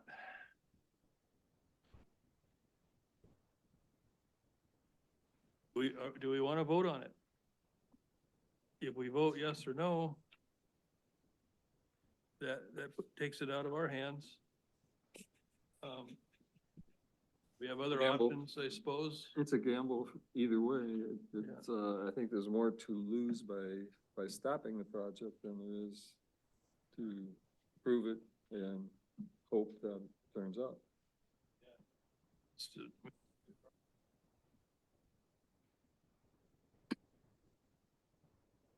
Is there any specific recommendation, Glo, from the harbor staff on this? Well, it's just, I guess, frustration of having to enforce parking. Parking is our number one. I mean, it's probably the biggest thing I deal with as a harbor master is parking. And so limiting parking is, yep. And that's, Again, I feel like I'm helping with that. Quite the Well- opposite of, yeah. Sure. And the harbor would not be providing parking for this, project. They would conform to what all Main Street uses the Harbor Way for. And the only thing that we have is the middle harbor is closed in the summertime to permits. And so, we're now going to reduce. I mean, I feel like we're going to reduce just because that little strip is going to require vacation, to the surrounding area to be vacated from time to time as people, access that little strip. And so, yeah, but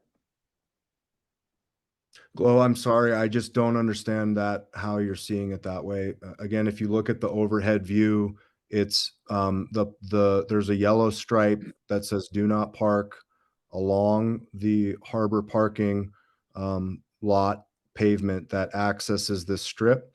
And if people are parked on that line or over the line or whatever, I mean, they're illegally parked. So they're not allowed to park there. So that being said, the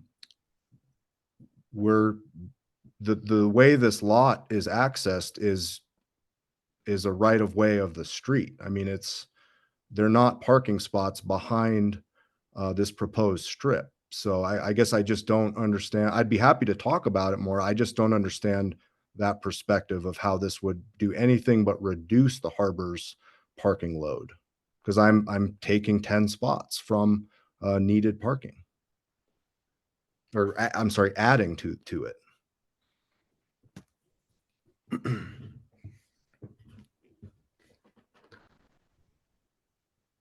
Get out of here. Decision time. Anybody want to make any amendments?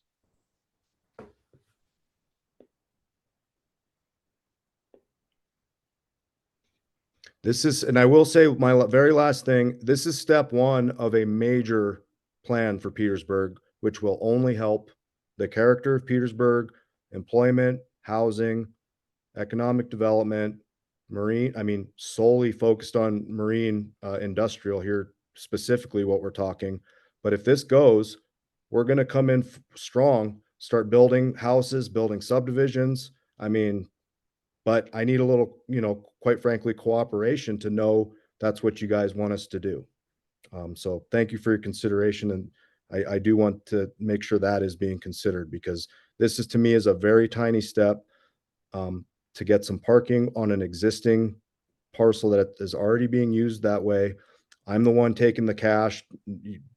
The amount of paperwork and effort just to get this project going, and again, it's the first of many planned projects, is a enormous undertaking. So all I'm asking from you guys is to please approve the transfer and allow us to add parking into the existing lease. Thank you.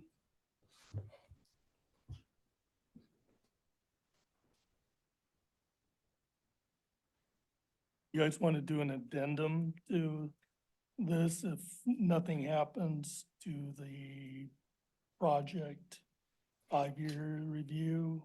Up That for- it'll go back? It is automatically up for review. Is So- it 5 years from now or 5 years? Then from- it goes back to the borough. Saying, I think. Does it?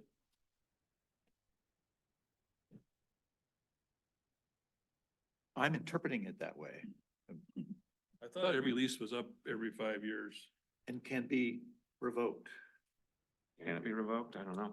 But it That's never kind of what has I've been been, wondering. But it can be.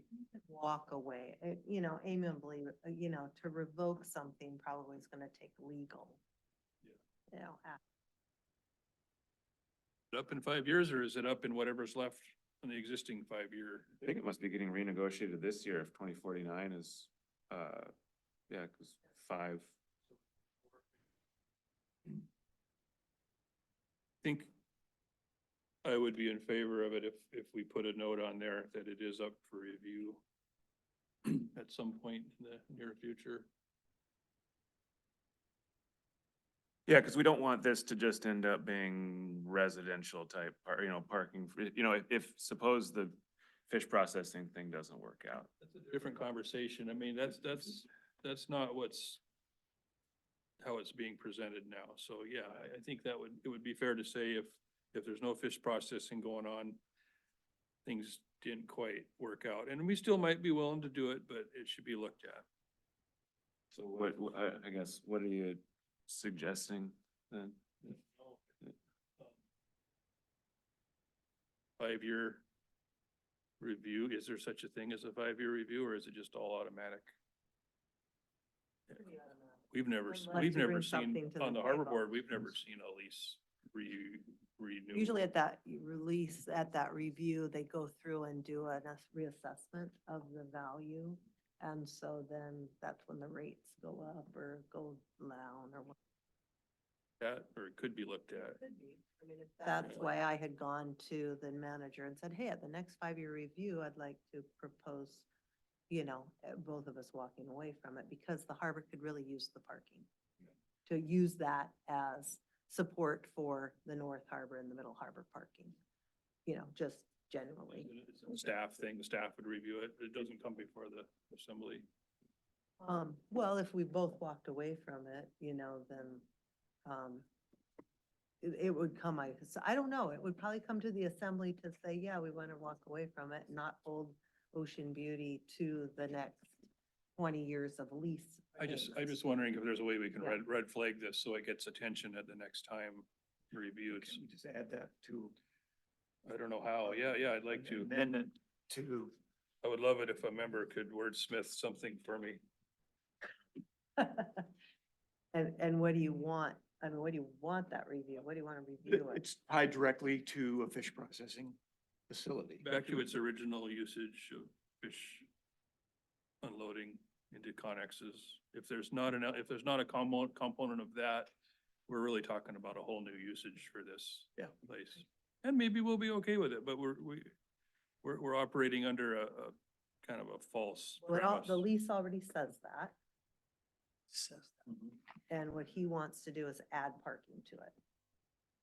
So you could review it. I mean, We could have reviewed it today and it's not being used for that. It's being used for. Yeah, parking, and we could revote. I mean, we could go to Ocean Beauty and say, hey, you're not using it for loading and unloading. We have a better use for that. And that's what I had suggested. So sure, I mean, we could, you know. If I may make one more comment about that, yeah, go ahead, Andrew. at private sector stuff here, but I'm in pretty substantial negotiations with Ocean Beauty, so it's in their best interest to do whatever I am trying to do here. Just for the record, that's obviously just coming from me, but they're exiting Petersburg, so I'm taking their assets over. Their best interest is to help me acquire the lease. If that makes sense, why I'm saying that to your comment there. Like, they're inclined to support me on this. Otherwise, they're going to lose a substantial cash investment they would be receiving in 2 weeks otherwise.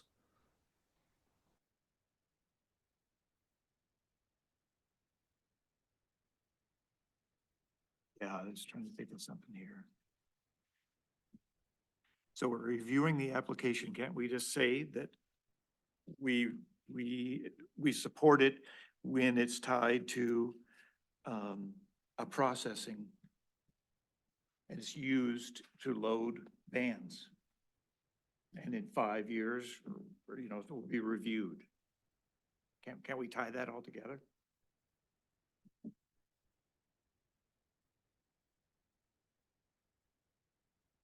Tied to the, So- some aspect of a loading dock that loads product. So, and we are again just sending this to the borough that we support this with a tie that it's loading fish as a component. What, Which again, just to clarify, that is in the existing lease as written. look for review, that's important. So do you amend the motion to accept this? I personally do. Do you wanna, just so Becky and Ed can write something out, You want me to write something? how can we word that? You know. You need a second on that amendment, we're Mr. all- Chairman? Yeah, we'll need a second also, but we're all sleepy here and. Yeah. I haven't heard a second. It's in the lease. I have the lease here. And I think the lease is fine. Kind of muddying the waters. And it says specifically. I'm not a lawyer. I haven't read the whole thing. No, it does. It says specifically. does, on- yeah. Under uses, it. has Yeah, there is a very- use one and I flagged it and I've So looked at I it. so personally think we should move forward and vote on it. I and think we'll so. Assume that this lease will be enforced. Yes. I think so. That would. It seemed like I a don't- but reasonable no, assumption. That's not our role. I think so. All right, Thank. all in favor? Dan, you still with us? Aye. Aye, all right. It passed unanimously, Andrew. Thank you We'll guys stay very on. much. And I very, very much look forward to working with you guys hand in hand. And if there's anything you would like from me, my goals and dreams are very big and I would like to do anything I can to help Petersburg and specifically the harbor and the waterfront. So Tow truck. please. Well, I'm sorry. Thanks, Andrew. We wish you Thank the you. best. Thank you. Thank you. All right. And you still want to discuss anything, John, or you want to? What a relief to talk about concrete and steel and nuts and bolts. Anyway, I'd just like a consensus approval to continue with annual replacement of some of the concrete logs every winter. One or two of them will kind of collapse. And so what we've been doing for the last 2 years is just pulling out one that's in better condition at the very bottom of the ramp and replace it, put it in here. And that allows us to keep in business, hauling boats. And you've seen that, so. Who pays, Pass that on. who pays for that? And it's all, fine with Corps of Engineers. This is, But he who, said no permit is required. who pays? You've been doing it. And, yeah, Mia Reeds or Rock and Road. No, I'd have to, he'd have to present. If he wants us to pay for it, he'll have to present. It's nice that he comes and asks for permission to do it. Well, I totally support it. It's coming up on boat haul out season and this place is extremely valuable to us, so I'm totally in support of that. Thank you. Yeah. No cost to the Okay. borough.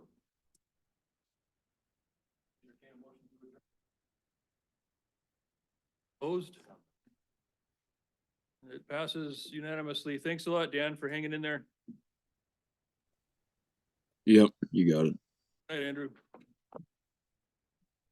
Good night. Thank you, guys. It's midnight here, by the way. Oh, Oh, stuff. well, thanks you guys for sticking around and I wonder if any of us have any parking tickets.